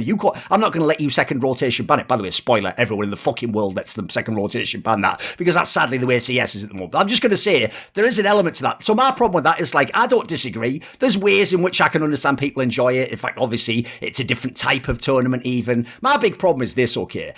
It's like the best of five topic. I am not someone who says every tournament should have best of five finals. I only want it in specific scenarios where even the downsides play in your favour. I want it in a major final that's really fucking hard. It's mental fortitude, and actually, bloody hell, it might be the same. But the problem is, I don't want it all the time. So my problem here is, if this was just a different tournament, like Pro League, for example, uses best of ones, okay, it's not the end of the world. That's their choice. It's a different type of tournament, and it's trying to do something else. My problem is just it's the major. And also, if you want to add into the format thing Mauisnake said, because, as you say, the points angle amplified everything people don't like about the best of ones. Because, as you say, it's not even I'm out of the tournament. So even if I get here now, cause that you've won one extra map than me, you're going to get to the playoffs as well. Therefore, the whole points thing. I'll throw that in as well. Because the RMR system understandably got busted, because it literally started in spring of 2020 and we're still using some of those points.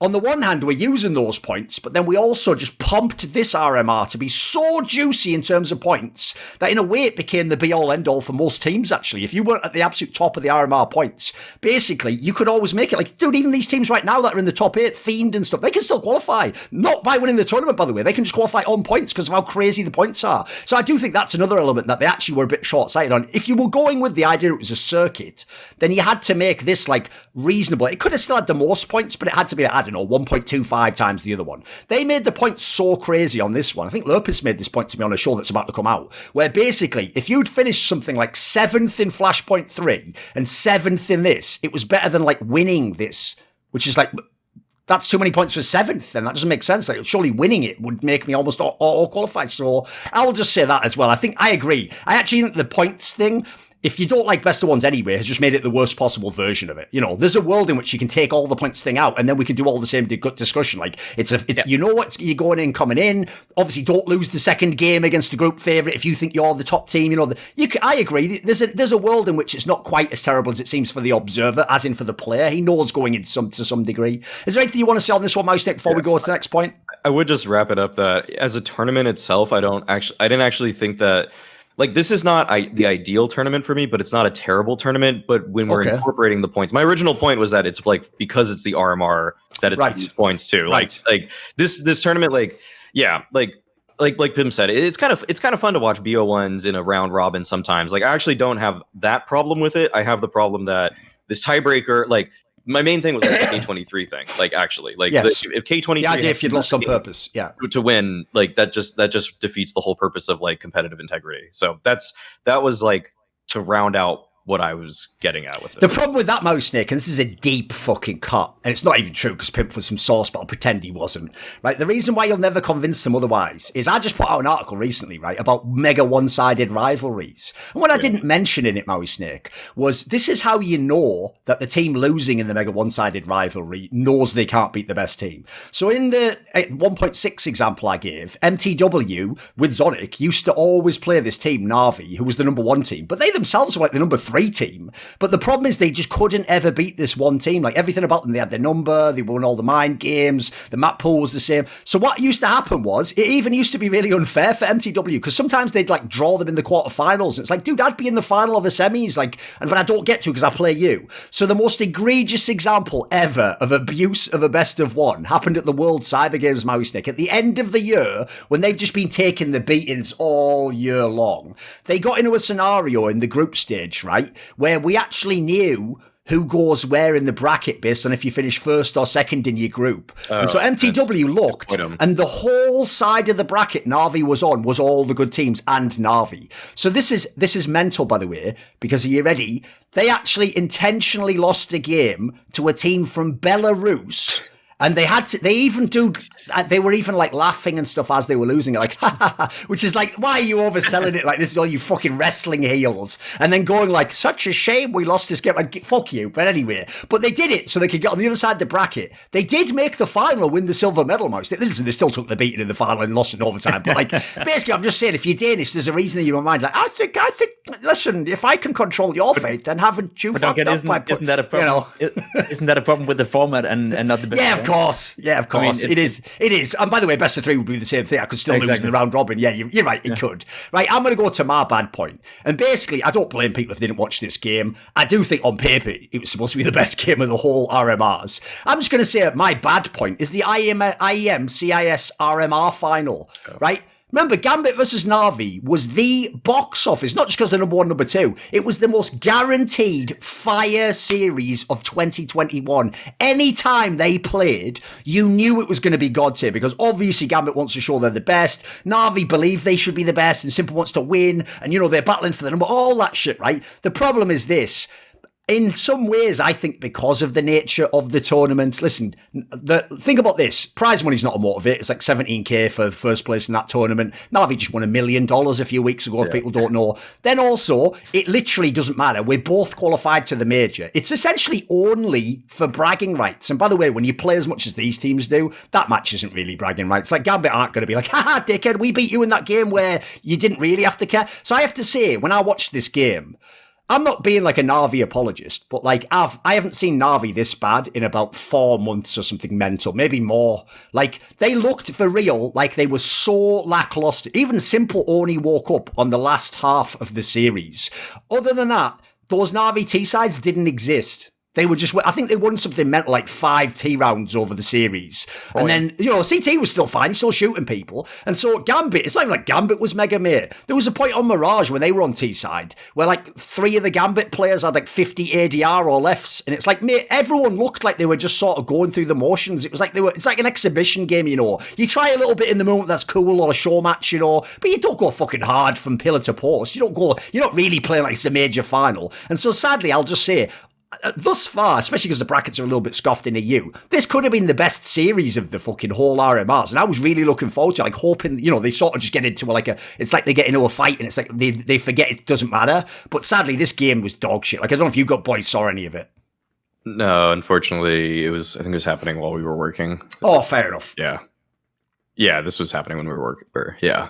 I mean, I didn't see this one, but I think that's just like a symptom of the whole fact that this is a glorified qualifier as opposed to an actual tournament. So you almost shouldn't have a final, right? You should almost just be like, once you get the spots, you get the spots. I get that they also unfortunately need to get the points to make the overall. Right? That's also why it's a bit scuffed. This is a qualifier. It's like, right, you made the final. You're obviously both Legends teams. You know what I mean? Like, it'd be over, wouldn't it? One thing that's bad about this, on top of it, though, is that you know that in the HLTV World Rankings at the end of the year, this is going to be included. The fact that Shiro got an MVP, and like it's going to be a case that if Shiro passes, like for some reason, if Shiro passes, I don't know, like Zywoo or something like that, people are going to be upset. He got one more MVP than he did, and it's like, but you can't argue against him because he did. But at the same time, like it shouldn't count in like stats. I've got a question. Sidebar. We can do this on this show. Listen, because we've got Pimp in. You have to understand, Pimp already tasted the wrath of the Na'Vi Defense Legion and the CIS fans, so he might be able to handle it. And then B, occasionally says controversial things. Like, I thought RPK was a bit overrated. Is the fucking dirt not on his grave yet? Oh, fair enough, my bad. So anyway, here's the sidebar I have, right? And I'm going to phrase this very carefully because I don't want it to be that I seem like a hater of Shiro and that he's shit. He is obviously a fabulous player. As you alluded to, by the way, he will probably actually be one of the players who, depending on how Ziwu, the rest of Vitality go, he might be able to contend with Ziwu for that number 2 and number 3 spot. Like, he's in the mix, right? But I have to say, the one thing I wanted to ask was this.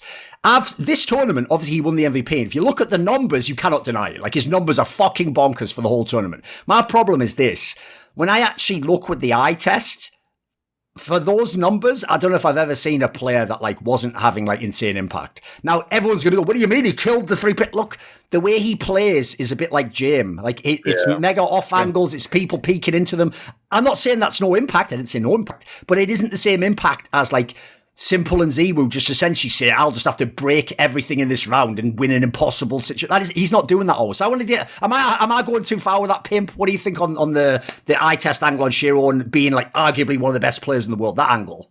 I think he is arguably one of the best players in the world, simply because of his consistency and the impact he has within Na'Vi. But I think the way to phrase it maybe and the way to look at it, if Gambit and the system is not working, would Shiro be the guy who could step up and then make it work? Could he overshadow, some flaws internally with the team, some miscommunication, some bad team play, bad synergy, lack of practice? Like, could he be the difference maker if he weren't in such a good system? I'm not too sure about that because I agree with the eye test. Like, he doesn't strike me as a Simple or a Zywu. He doesn't strike me to have the same amount of skills.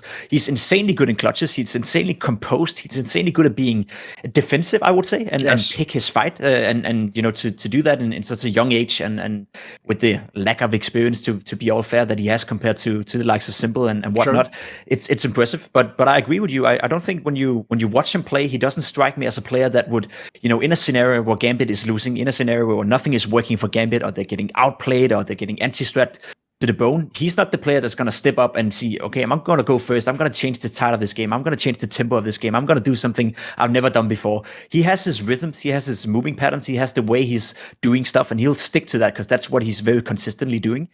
Outside of that, I don't think he brings that much more to the table. So no, you'll never get me to say that he's as good as Simple, or he's even in contention to be as good as Simple, because he doesn't have that, let's call it X factor, a guy like Simple or Zywu for that matter has. Same could be said sometimes, I think, about Device. I think Device is for sure. That's a better fair at that than Shiro, right? I think he's also very consistent, has his way of moving around the map, and prepares methodically for every game he's playing, by then becoming a little bit more stale in the way he's playing. Eye test as well, he's of course insanely good, but he's not at the level of Simple. Even if he had tournaments with the same stats as Simple, you would always look towards the way Simple is playing and the way things work within Na'Vi, and then compare them to Astralis, and you'd say, okay, Simple is doing this in a much harder system than Device is doing in Astralis. Yes. Same can be said for Shiro, I'd say. What do you think, Mauisnake? I think that I think that Shiro just saves way too much to be enjoyable. And he doesn't contest for a lot of the space that you would see a player like Simple or Zywu contest for, because he kind of is just like, in a way, like, people were kind of questioning, is Simple or Zywu or Device, are these guys just system players? Are they just playing in the system and that's fine? But they're still going to be like a star in their spot. And with Shiro, sometimes you kind of see him just give up space a little bit too easily, I'd say. And it like, the thing is that he can trust Gambit systems so much that it's okay. Yes. So I think that when I watch him play, I mean, it's like, I don't ever see him do something I'm like, damn, this is the wrong play, but you would see a star player play it differently. Yes. And that so frequently kind of rubs a lot of us the wrong way, because it's like, damn, he just gave it up because of one flashbang. Like, all right, that's fine, you can do that, but like, like Woxic or Simple, or Henny, they'd flick away from the flash, they'd flick back, try to take a shot, run away. And yeah, it's higher variance to do that, but also because you're getting those kills, you're elevating your team to such a higher level that it's like, because those players can do that, it kind of puts a band-aid on a system error where it's like, oh, but I did get forced off this angle, so now we have to move into a new protocol, a new setup, like, because of that. And so Shiro can rely on the fact that Gambit can always fall back into a new setup that's going to be effective, and then they'll take space somewhere else on the map effectively, whatever it is. But like, when you even just kind of look, like, impact rating is kind of a bad stat, but it still is very telling that Zywu and Simple have very high impact ratings, and Shiro's impact rating is actually pretty low in almost every tournament. Like, it because his, like, he just so frequently gets kills that like they. I don't know. HLTV conducts like impact stat in such a dumb way, I think, still, but like at the same time, it's telling that he's not finding like clutch kills all the time or opening kills all the time. It's just like these simple like, oh, he hit a shot, and then he made the right rotation. He hit one more shot, yes. And then he had to save. It's like it's just kind of, it is more boring. It's more boring. It's not as fun. It doesn't feel like he's a certified superstar like people like Simple and Zywu are. Sure. If you want to put it to an eye test yourself, I think the easiest way is watching his game, obviously, right? But the way he finds impact on the T side. The toughest job as an AWP player, especially these days, is finding impact on T sides and Counter-Strike. You look at a map like Inferno or Vertigo, like there's even cases where you'd argue that it's probably better if the AWP player plays with the rifle because it's so tough to get anything done with the AWP. You see Simple, he's doing it over and over again. I think Simple's T side are good. He's explosive. He can find openings. He can do stuff that would open up a game, that unless Simple would do that stuff, it'll be locked down. It'll be, sort of like set in stone for what's going to happen. He has that ability to go above and beyond that. When I watch Zero play, I don't see him, find the same kind of openings on the T side. Often you see him in clutches, and he's very good at clutching. Yeah. And if he doesn't clutch, well, he's just saving. By then, his T stats are inflated a little bit.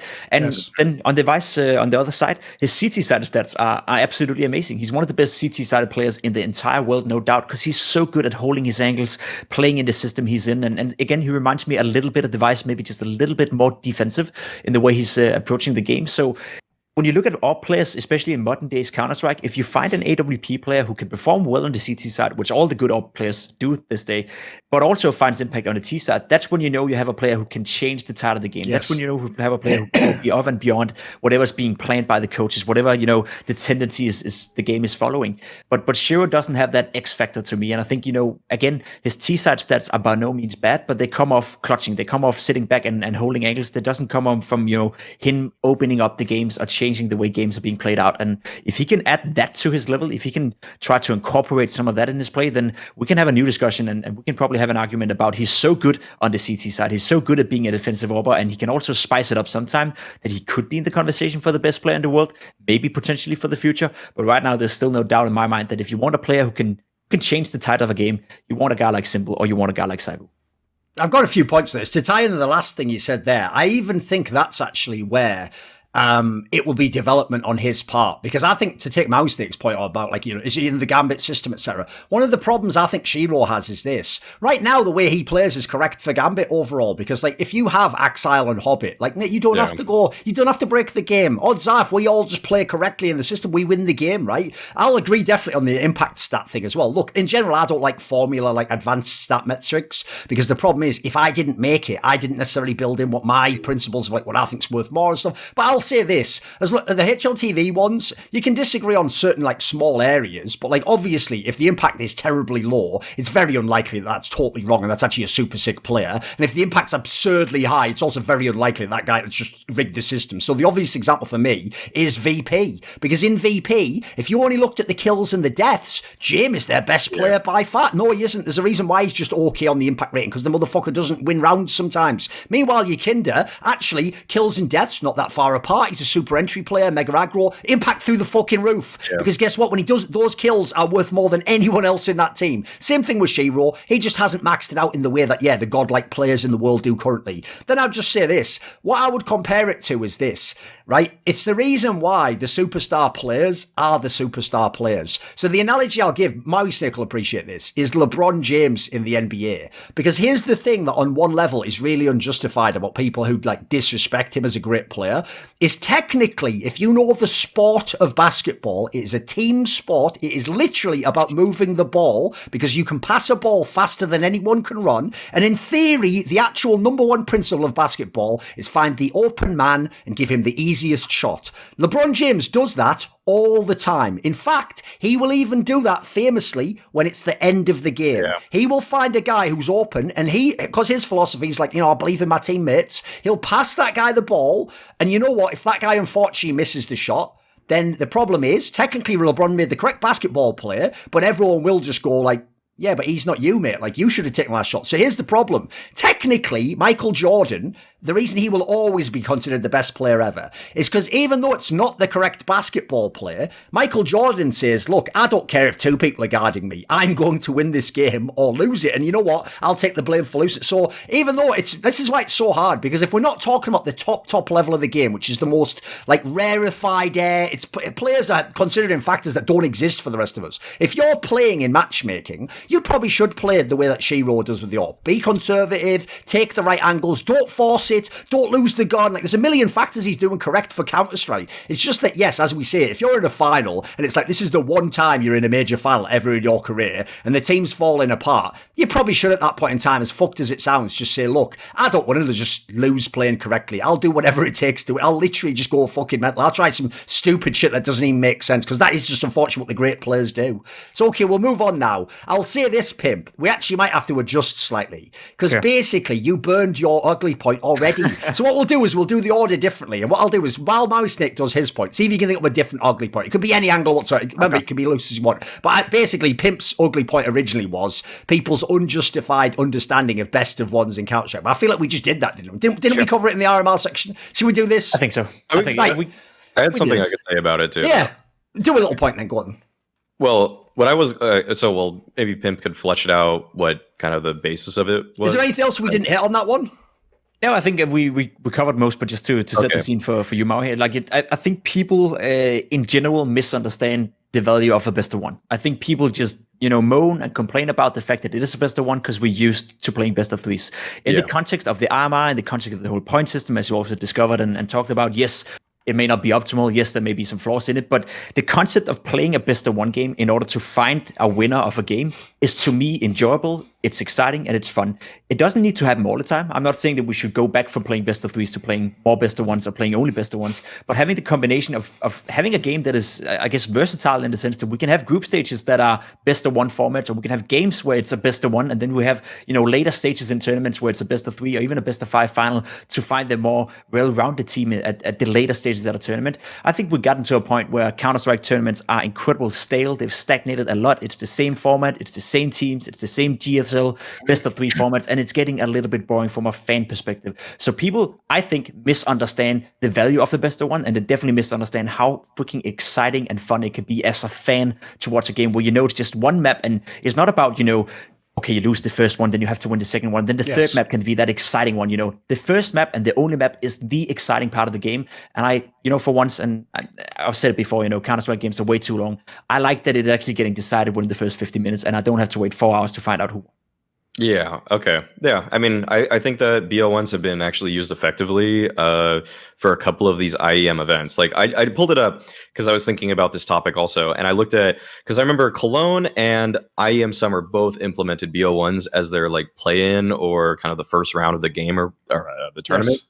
And I looked at it, and at IEM Cologne, every single BL1 went to the favorites. So it's not, and I will also say that, and that's not necessarily like an indicator that it's good in itself, because teams could improve and maybe they should have had more time to play another map. But I will also say that with the way that the current economy in Counter-Strike is, it makes more sense now than ever to implement BO1s, because there's less variance in terms of, because the reason that BO1s have a bad rep is because prior to 2017 or whatever, when they were using the old economy, the worst thing that could ever happen is you lose the pistol, you lose the first gun round, you win the next gun round, and then you lose the following round. So you're 7-1 was the worst scoreline in CS, because you knew can basically end up with like 3 real gun rounds and a half or something mental, right? Yeah, you're completely screwed out of the whole game. It's done. The game's over. Like, actually, it's just over. And that's how God, was it how Tyloo beat LG at Cop? I believe it.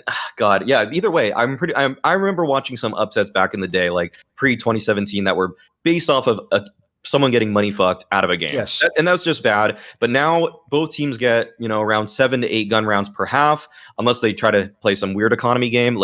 And that has a low enough variance now that you have enough opportunities. It's why basketball, like, the winner wins more, like the better team wins more, because there's so many shots on goal. There's so many attempts. The attempt rate is so high that if you're good at shooting, you're going to make it like enough times that the percentages average out to the better team wins. And that's basically what the case is right now for CS. Like, sure, the worst team has more opportunities to play, but if you're the better team, you're going to beat them on those gun rounds more often than not anyways. Yes. I'll just say this, like, again, actually, you've sort of both come to my position on it, which is I am not against best of ones. Best of ones have a place, like Pimp just said. If you want the circuit, because in Counter-Strike, we're never going to get away from this scenario. Like, we're not going to unfortunately be Formula 1 and have one tournament per month, and it's always the same format, and we all know the rules. Like, because there isn't a unified circuit, and there never will be. And quite frankly, if you see the way they implement esports, you wouldn't want them to be, I'm telling you right now. So as in a world where we're going to have 1 million tournaments, have like a smaller tournament be a best of one. Like, if people don't know, I'll even add an element to it, which is like a weird historical context. If you know names like Heaton, Potty, Spawn, like legendary players, all the CPLs that they won, the world championships, were best of one double elimination. And this is the kicker. They didn't even get to do a map veto. The map was decided based on each phase of the tournament. So that's why, in a weird way, because initially the fans are going to go, that actually means they weren't that great. You idiot. It's the other way around. That means that if Potty was playing against a team in the upper bracket final in a best of one, and that team's best map is Train, and the CPL just decided everyone in that phase plays Train, he had to beat them on their best map, and did, and won all the fucking world show. So there's a world in which actually he was able to show he was the greatest by winning in such a limited format, because it basically made it like the NFL. It's so incredibly difficult because you play the one game. So I would just say this, I like variety to the circuit. It's why I can't win Pimp. When I finally convince fuckers to try double elim, they're like, yeah, good point, every tournament double. Oh god, oh please, no, I didn't mean everyone, you know. Oh, I like best of 5 finals. You like best of 5 finals, fucker? Everything, no, please stop. Why does everything have to just be one way all the time? Like, what I want is, you know, I want like here's what I love. This is one of the reasons I love Blast, because they have double elim, but they have it with already best of 3s. And then ESL, if it's LAN, had that one where it's like a best of 1, but yeah, you at least play a best of 3 in the lore anyway, and it's only double elim in the group, and we have to have single elim but 6 teams in the playoffs because we do the stadium. Like, these things actually, when you look at all the surrounding scene, you put them together, they make sense. They make it different. It's why if you ever go and look, that's why Complexity could win Blast, but they wouldn't have won fucking ESL maybe. You know, like, their formats are different enough. So I just want, like, make it nice and varied. We have so many tournaments, you're going to get enough of whatever your format is anyway. And also, by the way, I'll just throw this out there, because the different formats decide who wins differently. Like, as a famous stat I always bring from Dota 2, if you loved back in the day the Evil Geniuses team with RTZ and fucking PPD, famously they won most of the tournaments from the lower bracket. Yeah. So if I always told those fuckers, listen, if you were in CS, mate, you're toast. You'd just be going out 5th to 8th every time, you idiot. Like, and they were like, what do you mean? I was like, we don't have lower brackets. And so meanwhile, vice versa, I'll give you an example. Like, there's certain really great tactical teams, they'd have won like 2 times more tournaments if there was a double elim. Like, you could beat them once, you're going to beat them twice when they get to watch your demo 2 days earlier. So it just, I like the idea, you know, different teams could win one. By the way, it'd probably be the best way to find out underdogs. An underdog could just win a best of 1 tournament and you go, oh, they've got something to them. Oh, what maps did they win on though? It'd be even interesting for analysts, you know. So I don't hate it. Again, it's all about like the application, what tournament we're doing it in. By the way, Pimp, I actually think that wasn't a bad, you can have that as your point if you want to, but if you're going to give a better one, let me know. If not, I'll just do my point. I just want to add one more thing to it. Go on, yeah, do it. Kind of running. I'll think about something afterwards, but you know, we talk about the best of, and I'm glad you said it right, that you don't necessarily not welcoming in more best of ones, and you want different varieties of formats, etc. And I wish the rest of the community would share that opinion with you. It's just so fun that to me, it seems like the biggest argument for having the best of 3s all the time is that you want to find the most well-rounded team. You want to find the team who's basically the most well-rounded and who have the deepest map pool.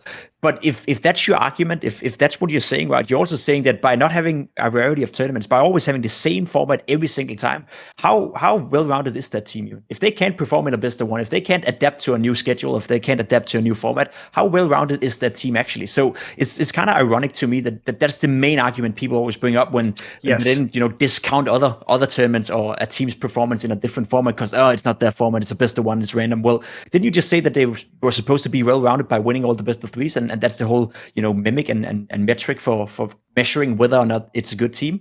I just hope that we get to a point where we, as you said, get a little bit more variety in the tournaments and get to see some more best of ones, because they are in fact very exciting. I've really enjoyed watching the RMR and watching the best of ones, because you can sit down, watch a game for 50 minutes, and then you know the outcome. Then yes, we can agree it's a shitty format, but the game itself in a best of one takes 50, maybe an hour if there's some overtime, and you know what? That's pretty goddamn enjoyable for me. By the way, I've always even said, I'd even go further. Like, I've always thought, if I'm a TO that isn't like BLAST and ESL, here's what I would have done. Instead of taking like these fucking cops where they have massive prize money, but it's like, what the fuck are these draws? And what, I get to join in the round of 6 because I'm a top, you're like, I don't get that and why they do it aside from money laundering and or match fixing. Like, but here's what I would do instead. This is fire. I would have just said, right, I'm taking the 100k, and you know what? Now that we're a couple of months in, I'm doing a tournament. It's best of one, and you only play Ancient. Who wants to come and play this tournament? Tell you what, you'd all fucking tune into that if I have top 10 teams. If I have OG and fucking Vitality and Evil Genius, everyone's going to watch that. And by the way, it's not like at the end we go, and you're the world champion. No, we know it's a weird tournament, but I tell you what, it'd be fucking amazing, wouldn't it? Who wouldn't want to watch that? Obviously for Nico, I'd just go, it's the Overpass World Championships, Nico. You want to win money, son? Because if you don't know, he's just in denial his whole career that Overpass is a map, apparently. Like, I saw a video recently, I won't name names, where people were like, what's the worst map? There was multiple people saying Overpass. It's like, listen, motherfucker, I get that you don't like it. Worst map. Just admit it to your permaban. Just admit it to your just be honest and move on, right? Mauisnake, what was your, because it ties into the RMRs, what was your ugly point? My ugly is just that the cash prizes at the RMR are just like slaps in the face. I know. What are those? What even are those? Yeah, it's just pointless. It's just the most pointless thing ever. Like, you look at who came in like last place at the CIS RMR or the EU RMR, and they got like $500. Like, I just don't understand even, like, so that's between the coach, you divide it by 6 or something, so you're roughly getting $80 a person or something, and it's like, what is this even for? Like one dinner, like what, yes. Like it. So I just always thought that attaching the RMR to a prize purse, like if you want to make it really top heavy so it looks exciting to win it, sure, I think that's actually more valid. But then people maybe try in the final. Yeah, exactly. If it gave a reason for people to try in the final, then sure. But like, it was a $5,500 difference between first and second at the CIS RMR, and yet they gave A and K23 $500 each. It's like, what is even the point of that? That's like the bus fare home, isn't it? It's like, there's the bus fare, just get the fuck out of here. Like, what? You can't. Yeah, that's actually to take the train back to like away. Exactly. Yeah, it just is so pointless to me. It rubs me the wrong way that it even exists. Right, Pimp, this is obviously a bit of an obscure point. Do you have any thoughts on that? Yeah, I think the concept behind the RMRs is to give exposure to some of the upcoming teams as well, right? And follow some of the underdog story and potentially give them a platform to perform and qualify. I don't get why the teams who qualify for the major gets any prize money at this stage of the tournament, because everyone gets a sticker, and these days they are worth a shit ton of money without having it confirmed. But I know it's roughly around these numbers. The last major sticker we had for the major that wasn't even being played, it wasn't even hyped up because the major never happened. Oh, the real one, yeah, exactly. But they still released the stickers. I've sensed and I've heard, surroundings that each player made around $100,000. Each player for every team. Yeah. So it doesn't matter whether you win $10,000 and then share it and divide it by 6 if you're finishing 5th or 4th or whatever the fuck you finish at this RMR. So I would actually not make it top heavy. I would make it bottom heavy in the sense that no one who qualifies for the major gets anything, because you're already getting paid shit ton of money in sticker prices, etc., etc. And then if they want to come out and tell exactly how much they earn in order for not to get backlash by the community, then do that. That's up to them. But actually give some of the money to the teams like Skate or Find, who would, be very beneficial of that money. That is potentially winning $10,000 or $20,000 in Bulgaria. It's not life-changing, but it's a good chunk of money. Whereas for winning $10,000, if you're FaZe Clan, if you're Fnatic, if you're Astralis, it doesn't matter. They'll probably buy a new PlayStation or whatever, and just forget about it. So it's a different take on it, I'd say. But I would make it bottom heavy and then make it so everyone who qualified the major don't get anything, because you're still getting paid in stickers and you're getting paid big time. I wouldn't be surprised if every player makes 100K or 150K. I love that redistribute. If there were a redistribution plan for the teams that didn't make the major, actually, I would love that. That's pretty cool. Yeah, that's a good idea. Especially if you think like the EU teams. Imagine going there, like Fnatic. You have to travel to a LAN. You have to go to a fucking hotel, go there. Then you get knocked out. You get nothing. Like, if you just gave us a little bit of money and say, well, at least you got something. You know, if I'm some guy like Jaquinho, at least I got something before they definitely kicked me 100%. I'm never ever coming back because I'm just Swedish and now we speak English. Oh, sorry, I said the quiet part out loud again, which, by the way, that could basically be the title of my fucking autobiography, couldn't it? Like, I'll even agree, because on the EU RMR, right, obviously it's egregious because every fucker makes like minimum like 7k, 10k a month. Like, they did the thing again where they, by the way, the prize purse here is basically a CPL back in the day. Like, oh my God, 20k, 7k for first. And then they try to make it like, oh, we want to give everyone some money for making it. So it goes all the way down, right? But it means that when you go from positions like 5th to fucking like 10th, it's not that much money. Like, I'm sorry, like some of these positions where it goes 1k down in the modern day, even the guy from Bulgaria when he splits the 1k 6 ways is like, all right, thanks. I guess I can buy dinner with this. You know, it wasn't really life changing whether I came 7th or 6th in this regard. You know, whereas that's the point, Mauisnake, is what I said to your point about if you'd make it top heavy. If you're not gonna do it Pimp's way, which is just give money to the teams that didn't qualify, if you're gonna have to give money to the playoff teams, make me want to make the semi-final. Make me want to win the final if I'm in it. I tell you what, there's a pretty good angle. If Gambit beats Navi, but they win fucking 75k, you know what? That's we don't even need bragging rights, mate. You can, all right, fuck off. You wanted to go home early. I'll take the 75k. Yeah, thanks. seriously. You know, I'll give my mum fucking 10k from that, and then we'll just fucking peace out. Yeah, there we go. You didn't want to play. I did. You know what? I'm still a young guy from Russia. I did want to play and win this game and beat you. So yeah, that'd be a good angle. My last one. It's the last one of all, unless Pimp comes with a fucking hero call. My ugly point.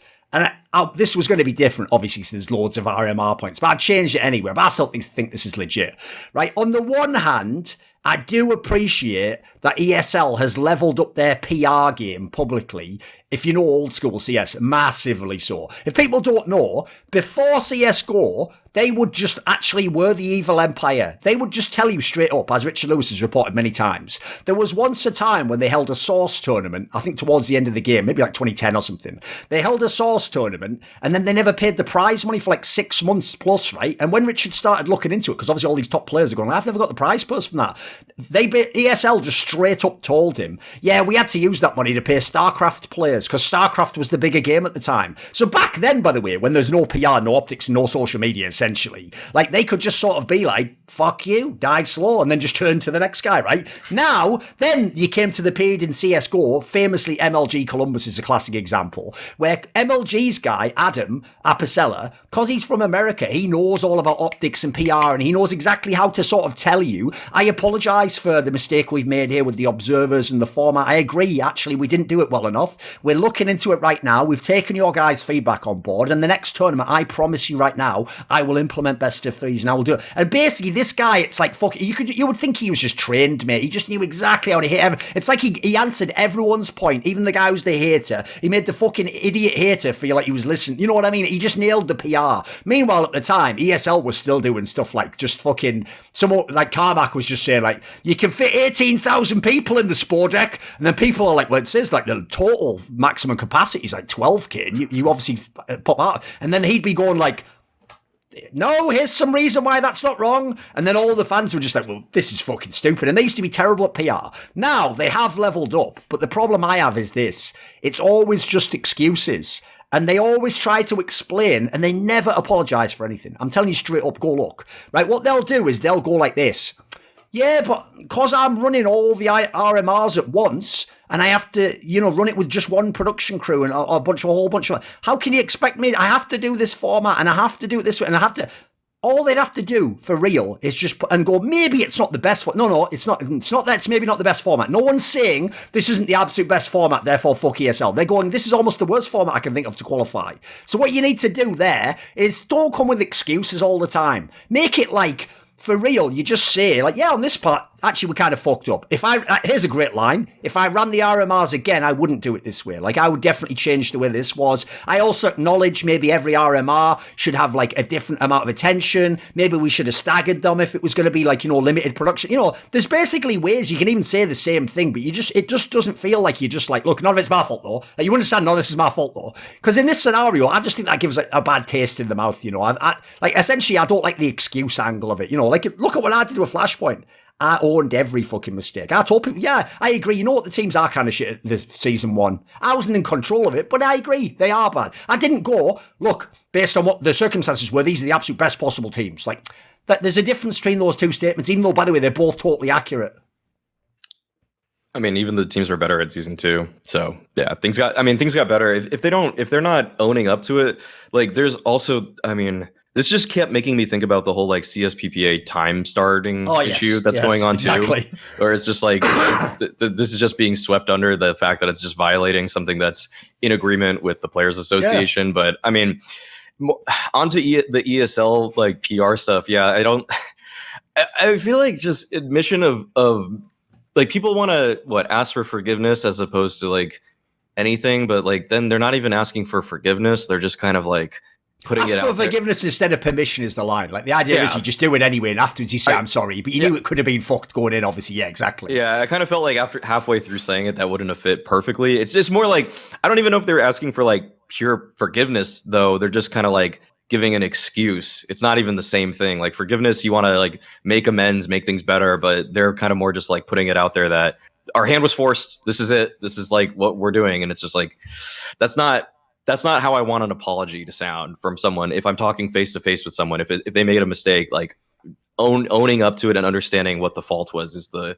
key issue here, which doesn't seem to be in ESL's what they're going for. You have any angle on this, Pimp?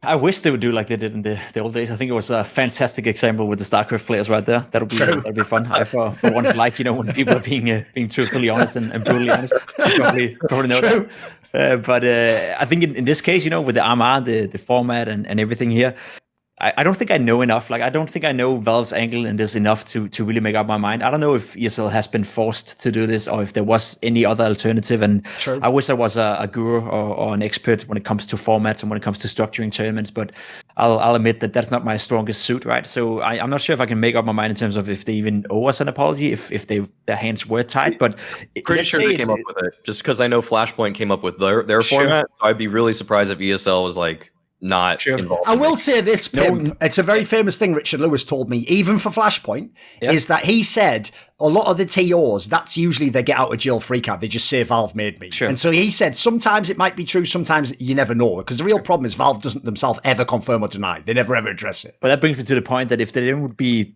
honest, right, and just go out public and saying, well, this is the case. Valve did force our hands on this and this and this, and then throw them under the bus, sort of, but at least give the real perception and at least give us the truth so we can make up our own minds. I'd appreciate that, just so I knew. But right now, I don't think I know enough in terms of like how Valve are running their events. And also from own experiences and knowing how Valve does their shit, just because they said one thing in doing Flashpoint doesn't mean they can't say a completely different thing here for the RMR. Like Valve is one of the most inconsistent dudes out there when it comes to actually, information flow and actually keeping steady. It's even worse than here in Ukraine where you can't get the same fucking Pepsi Max 2 times in a row at a grocery shop. It's ridiculous, but a little bit specific, but okay. It's terrible. Random jabs. I know. Yeah. I will say, like, this is something that people may not really know about the NIP Anonymous issue with Flashpoint 3. Like, the reason that it kind of took so long to come to that decision is because Flashpoint was in contact with Valve. Valve was so hands-off they didn't want to make a statement on it. Right. Eventually, they forced to make a statement on the NIP Anonymous thing, and then by that point, they were like, just do what you think is right. And then that's Jesus. So that kind of it wasn't actually Valve that came up with that decision. It was Flashpoint, but also basically. By the way, that's just like when your girlfriend goes, you know what? What do you want to do? What do you think we should do? Like that's. What do you think we should eat? No, that's the wrong one. I got the analogy wrong. This is the analogy. It's when basically they want you to read their mind and they go something like, "You do whatever you think's right," and that is the most trap line. Because if you're stupid enough to go, "Oh well, I'll just do what I want," you fucking idiot. Or they go, well. Go out if you want. Then go out with the boys if you want. Exactly. That is listen, guys. Understand that's a trap. That is a trap. Be very, very careful. If you go out, there's a wound that'll never heal. No, you can go out. By the way, it's your choice. But you know what? The consequences of your choice as well, motherfucker. No, I've got one more thing to say on this angle though, just to give some humour. I don't want it to be too dark at the end of the show, right? ESL, when it comes to PR, on Reddit, they're going with that angle. Carmack, I've always told you.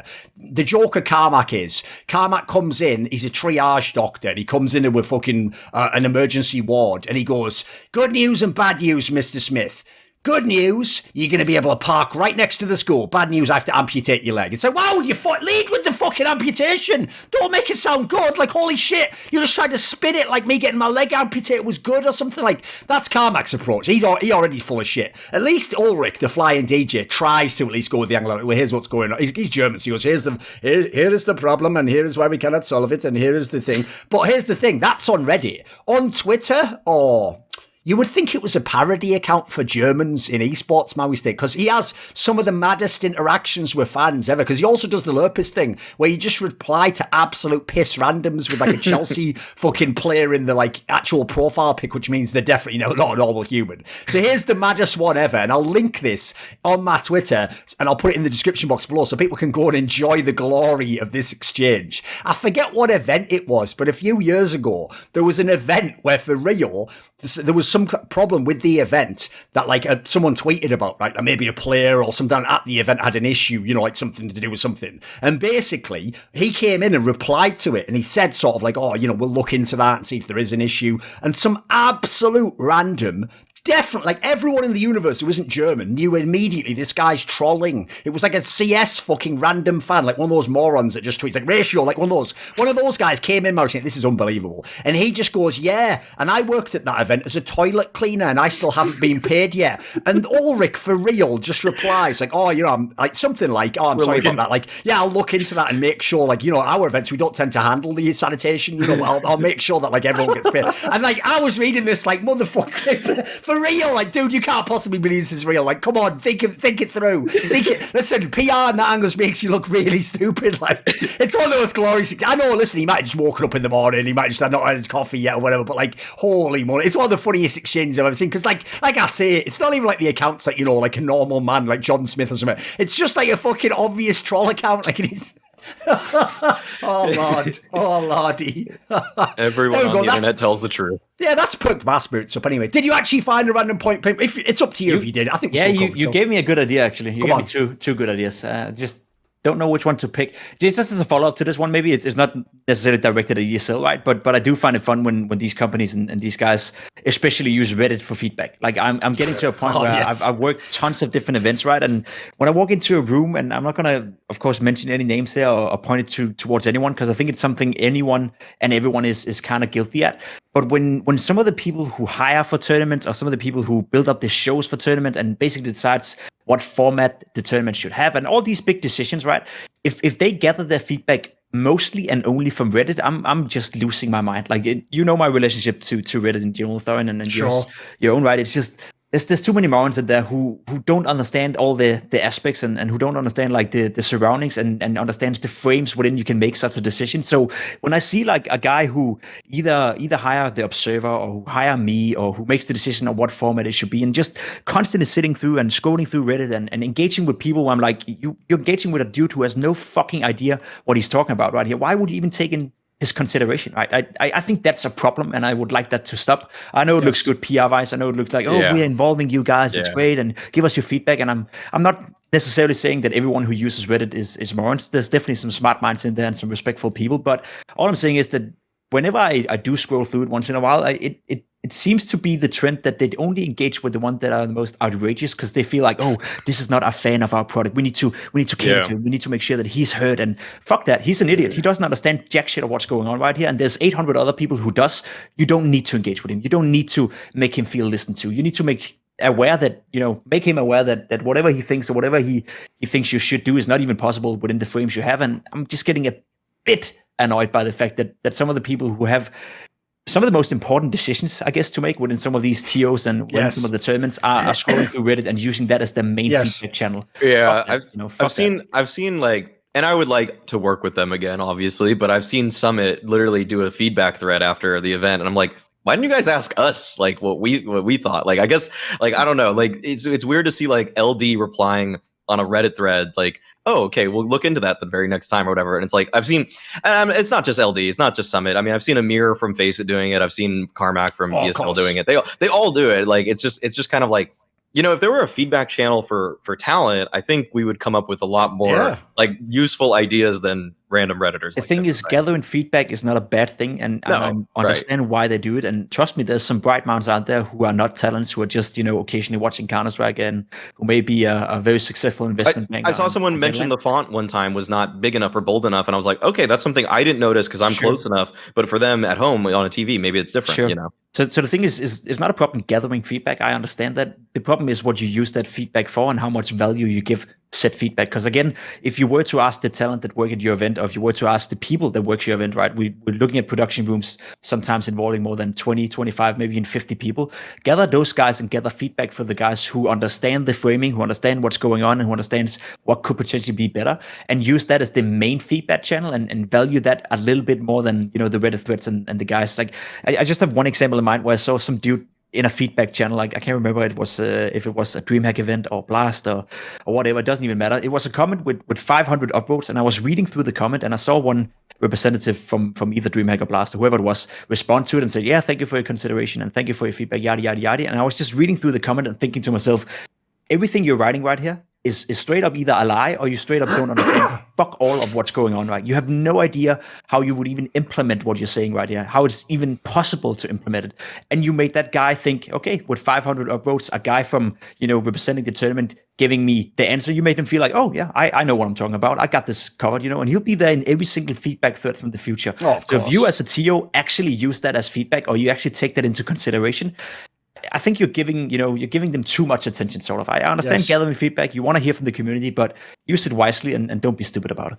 It's like that saying that you never feed a stray dog, 'cause it'll never fucking leave your house. It'll just be coming every day at that time. It'll just be programmed its brain. Here's my problem, right? Is there's actually a level to which I've allowed like the demons of Reddit to actually help me. Because if people don't know, back in like 2015, when I was just rolling, doing every event, all the clips were on Reddit, I'm fucking straight fire, all this shit all over the place. Then in early 2016, I've done the shack burn, I'm on TV, everything. Listen, at that point in time, Mauisnake, I wasn't working with ESL. We had our obvious differences. There was reasons we never worked together. And listen, I saw this sort of tidal wave come in on Reddit that was like, why don't they hire Thorin? Like, they're just scared of banter and they should just hire him. And I'm not going to say, listen, I didn't encourage it, Mauisnake, but I was like, I'm going to allow this. And I allowed them probably to push ESL to hire me. Like, I did allow that to happen because it was also the right move to do. So I just aligned with that thing. But what I'll say is this. I understand why publicly they go and they say, oh, thank you for that point, as Pimp says, where you say that every event, we should just hold this event in the Bernabeu. And yes, all fans should have a premium ticket for $10. That would be a wonderful world to live in, and we will take your consideration. Even though it's a totally ridiculous thing, I agree. I know why they do it, because it's free and you just get idiot goodwill. But I do think personally the real way you should treat feedback like that, because as you say, there's so many people in the industry you can access, and there's even better methods than Reddit to get the interesting thing that's not an echo chamber, that you can get all the feedback you want. So I do think Reddit should be treated like the recycle bin in Windows. Not the recycle bin, sorry, the error report. The old school error report where the app fails and it goes, would you like to send Microsoft the error report? And everyone knows, dude, I think that function even does it when you're not connected to the internet back in the day, because everyone knows the joke is it just does effectively get recycle bin, doesn't it? There's no fucking human ever at Microsoft who's going through 7 million things saying Skype crashed for no reason to do with Windows. Like that, those go into it. Like that's like when people do the fake recycling, like you take all the fucking bottles out, but then at the end they put them in the same landfill. That's what you're doing with that. Like no one really. And by the way, for Reddit, that is entirely appropriate, because the downside of Reddit is this. The concept sounds great. It's like essentially by all collectively getting together and voting, we let one person get lifted up above us who can talk to the big people. He can say what, but that's not what happens. Instead, what happens is it's the lowest common denominator, and the worst possible ideas get newer. I always say, to me, Reddit's like a neural network of morons. It's like you made an AI, but it's fucking idiots. And so unfortunately, the ideas that sometimes emerge, you're just like, that doesn't even make sense as an idea. Like, what? All the ideas are just mental. Like, obviously, I'll give you a quick sidebar. The very quick sidebar is like in League of Legends, for example, because they're like owner of G2, Carlos, who everyone knows, because he has like some mega players, the actual idea that Reddit collectively came up with is that it isn't his job, Mauisnake, to make G2 the best team and beat all his rivals. He's supposed to give away star players to his rival teams so that there's a lot of parity, and then the overall league gets really exciting and is a better region. It's like, that is the opposite of sports. What are you talking about? Like, Man United, when I was a fucking boy, weren't just giving Liverpool all those defenders that like just do their job and, you know, they weren't just like, you know what, we're a bit too good. We've won the Premier League about 5 times. You can have Peter Schmeichel, actually. But maybe you'll win a few. Look, that's the opposite of sports. So, yeah, Reddit definitely can be totally wrong on this one. Does anyone have a final point before we wrap it? I did have one more, if you want. We'll explore it then. Yeah, well, let's just do a little 5-minute. Yeah. It's just with the new update, right? We constantly discuss when Valve comes out with updates, and we react a lot as a community to it. We haven't been happy about Valve and the way they communicate publicly, etc., etc. Admittedly, it's getting better, I would say. At least the Twitter account is starting to tweet memes. I don't know if that's a good thing or bad thing. Anyhow, we do have a tendency constantly to fucking overrate whatever's coming out and overreact to whatever's coming out. And one thing that annoys me a little bit is the new M4A1S buff, you know, as we had coming out. Okay. I sensed that people in the community, I sensed the pro players in particular, and without mentioning any names, it's the usual suspects as always, overrates this update. Like, yes, the M4A1S has been buffed, and yes, it is better now, most likely, than the M4A4. At least it seems to be the trend that most players are playing with it, most pros using it. But I just put it into a thought experiment. I was thinking to myself, you're making it sound like it's overpowered. You're making it sound like it's potentially game breaking, and the CT side will be too strong, and yada yada yada. The meta changes one more time. If there's an AK in front of you and there's a silenced M4 in front of you, which one would you pick up? 9 out of 10 players will still pick up the AK-47. So yes, you made the M4 slightly stronger. It's stronger than the M4A4, which was the dominant rifle for a year or so, ever since the last nerf of the silence. And all of a sudden that changed. It hasn't changed the game. It hasn't changed the meta. It hasn't made the CT side significantly stronger. Not from the data I've seen so far, not from the game I've seen so far. It just made the switching gun. You're now buying an M4A1S, which is slightly cheaper, slightly less bullets, and also makes the economy a little bit more bearable for the CT side, giving us even more buy rounds, giving us even longer games, etc., etc. So it hasn't really changed anything, but people still moan about it. People still complain about it, as well now made another game-breaking update, and I don't like that. That's bad to me. That's ugly, to put it the least.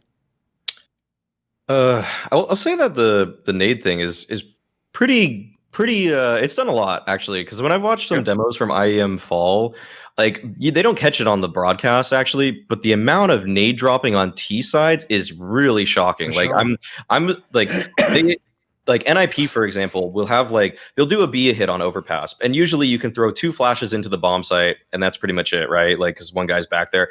They have like 2 people drop all their flashbangs to Hampus or somebody to throw 6 flashes repeatedly, scaling flashes to get into bomb. Like, execs are different now. Like, it's hell to be on certain bomb sites now. It is. Richard had the best line ever because it's so fucked. Whenever he would be playing on his stream, because he would get triggered when people just flash the fuck up and like, like cash B site, right? He would be like, I'm playing fucking Ray Charles Simulator over here, which is the most egregious example, but it is fucking amazing. Keep going. Yeah. I mean, so like, I think the gun changes aren't as bad, but the nade changes, like, I'm seeing more than I thought I was going to see from teams. I thought it was going to be more CT side focused, but it's actually T side execs now have like just 5 flashes from one guy flying over, and I'm like, that's just actually ridiculous. Because then you'll switch to the perspective of people in the bomb site, and it's like, this guy didn't have a chance. Like, he had no options at all. Like, what could he do? He never could have not looked at the ground and been okay with this. So yeah, I think it's just I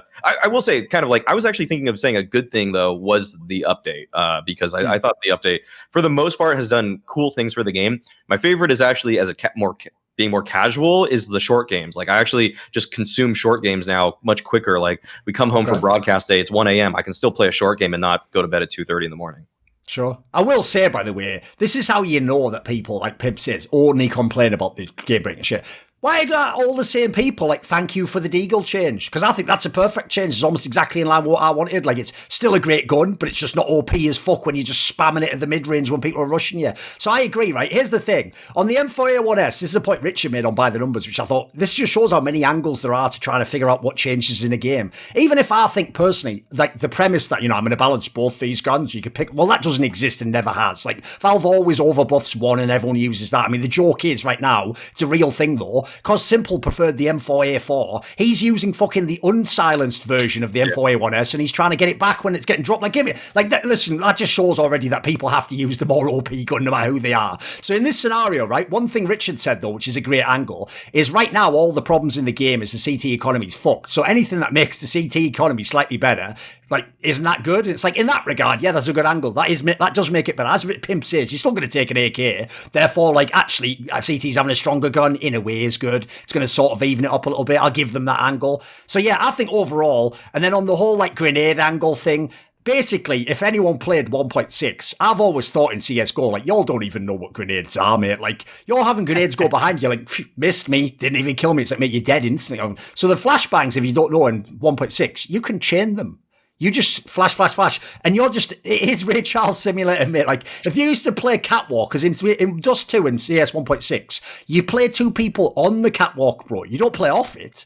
Well, imagine being on that position when the 5 flashes come in, bouncing off all angles, so that no matter where you look, you're spinning around like you're trying to do that dance out of The Office that Ricky Gervais was doing. You can't avoid them. You're just blind. And then, by the way, after that game of Dust 2, all the fans on HLTV didn't watch the game. Just look at the scoreboard and they're like, oh, this player's really underperforming. They don't know how to play catwalk. Like, he's fucking shit in the game. Like, what? -3. It's like, that might have been like the greatest -3 performance of all time, you know? Like, they don't know. So I agree. Like, there's definitely some changes that are going to impact the game. I think this one's way more of a mixed bag, though. I think people just picked the things that were OP. Because let's be real, even the angle of the grade things has some positives to it. I have my overall skepticism about certain things. I don't like when certain things get nerfed, but I think it certainly has some potential to be good, and in ways you can't possibly anticipate. It adds another layer, I would say, of strategies. This whole thing of dropping grenades outside of the bomb site, as you gave an example on here, Maui. We get to a point as well where we get used to it and we start to question whether or not is this a real execute.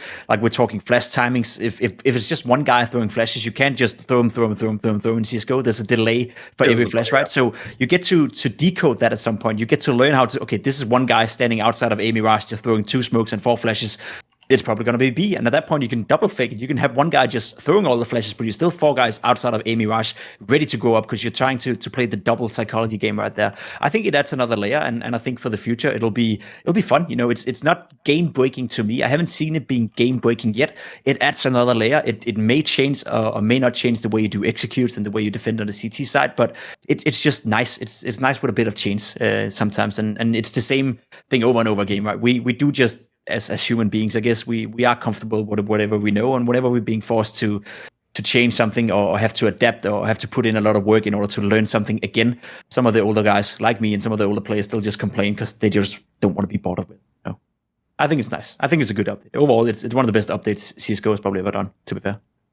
This video was kindly supported by Lagger15, Matt Pugnatio Rajcula, Skaparen, Travis Goff, Zack Schmidt, Adam Ochs, Alexander Rao, Animosity, Butt Pounder 420, Chris, Hades, Jdubs, Jensen Goh, John Shelton, Joseph Ginsburg, Kovacevicd, Tobias Bernasconi, Zoomba, Zyrathenia, and as always, a special thanks goes out to both Jerky's Minion and DZL. Do you want to suggest a topic or a guest for my content? Would you like to ask a question for my monthly AMA? Want teasers for upcoming content or interview guests have I done, etc.? Do you want to take part in one of those donated discussions? Well, if you want any of the above and previously mentioned, put your money where your mouth is and join the Scroomalati today at the description box link to Patreon.